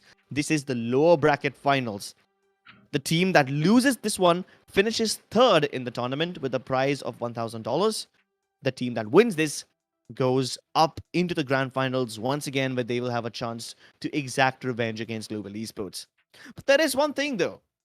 Usually in overtimes, like every time out of the 3 out of the 4 rounds of overtime, every team who was on the attacking side went towards the B side. Yeah. Force One Esports took a big risk by committing their eggs towards A. Yeah, sure, they tried to send the spike towards the B side later on as a little sneaky beaky attempt while Shiva was buying him room. But again, it just proves that in overtime, the B side is more preferable to these teams. If we see Ascent again, and if it goes to overtime, I hope that they realize which side is easier to attack, which side is easier to defend. But I guess that's the kind of breakdown that we will do in the next game. Force One Esports losing 2-0, but the 2-0 scoreline does not do justice to the amount of fight that Force One Esports put up. Like, both the games into overtime, the second one into double overtime. It's just so good. And now Force One Esports are up against Samurai Esports. They're going to take a little bit of break. They'll take some time to recompose themselves, to reset themselves, and then hopefully put up a good fight against Samurai Esports. Yeah. Samurai Esports on that part as well. They've had a very good run in the lower bracket. They defeated the likes of, I don't know, Godlike and others. So they are in prime position to win this one. But Force One coming off on the back of such a hard-fought loss to Global Esports, I guess sets them up perfectly, warms them up to the challenge face in front of them, and that's going to be Samurai Esports. What's going to happen? Only time is going to tell. But for sure, you know it, you're going to get a third place finish at the end of the day. It's going to be either Force One or it's going to be either Samurai Esports. We don't know. Neither does the audience, neither does the players. At the end of the game of it all, we're going to find one. Yep, ladies and gentlemen. So up next is Force One versus Samurai. We're gonna take a little short break before we head into that game, so you guys can go get some lunch, get some snacks, and prepare for the next game while the players take a little breather.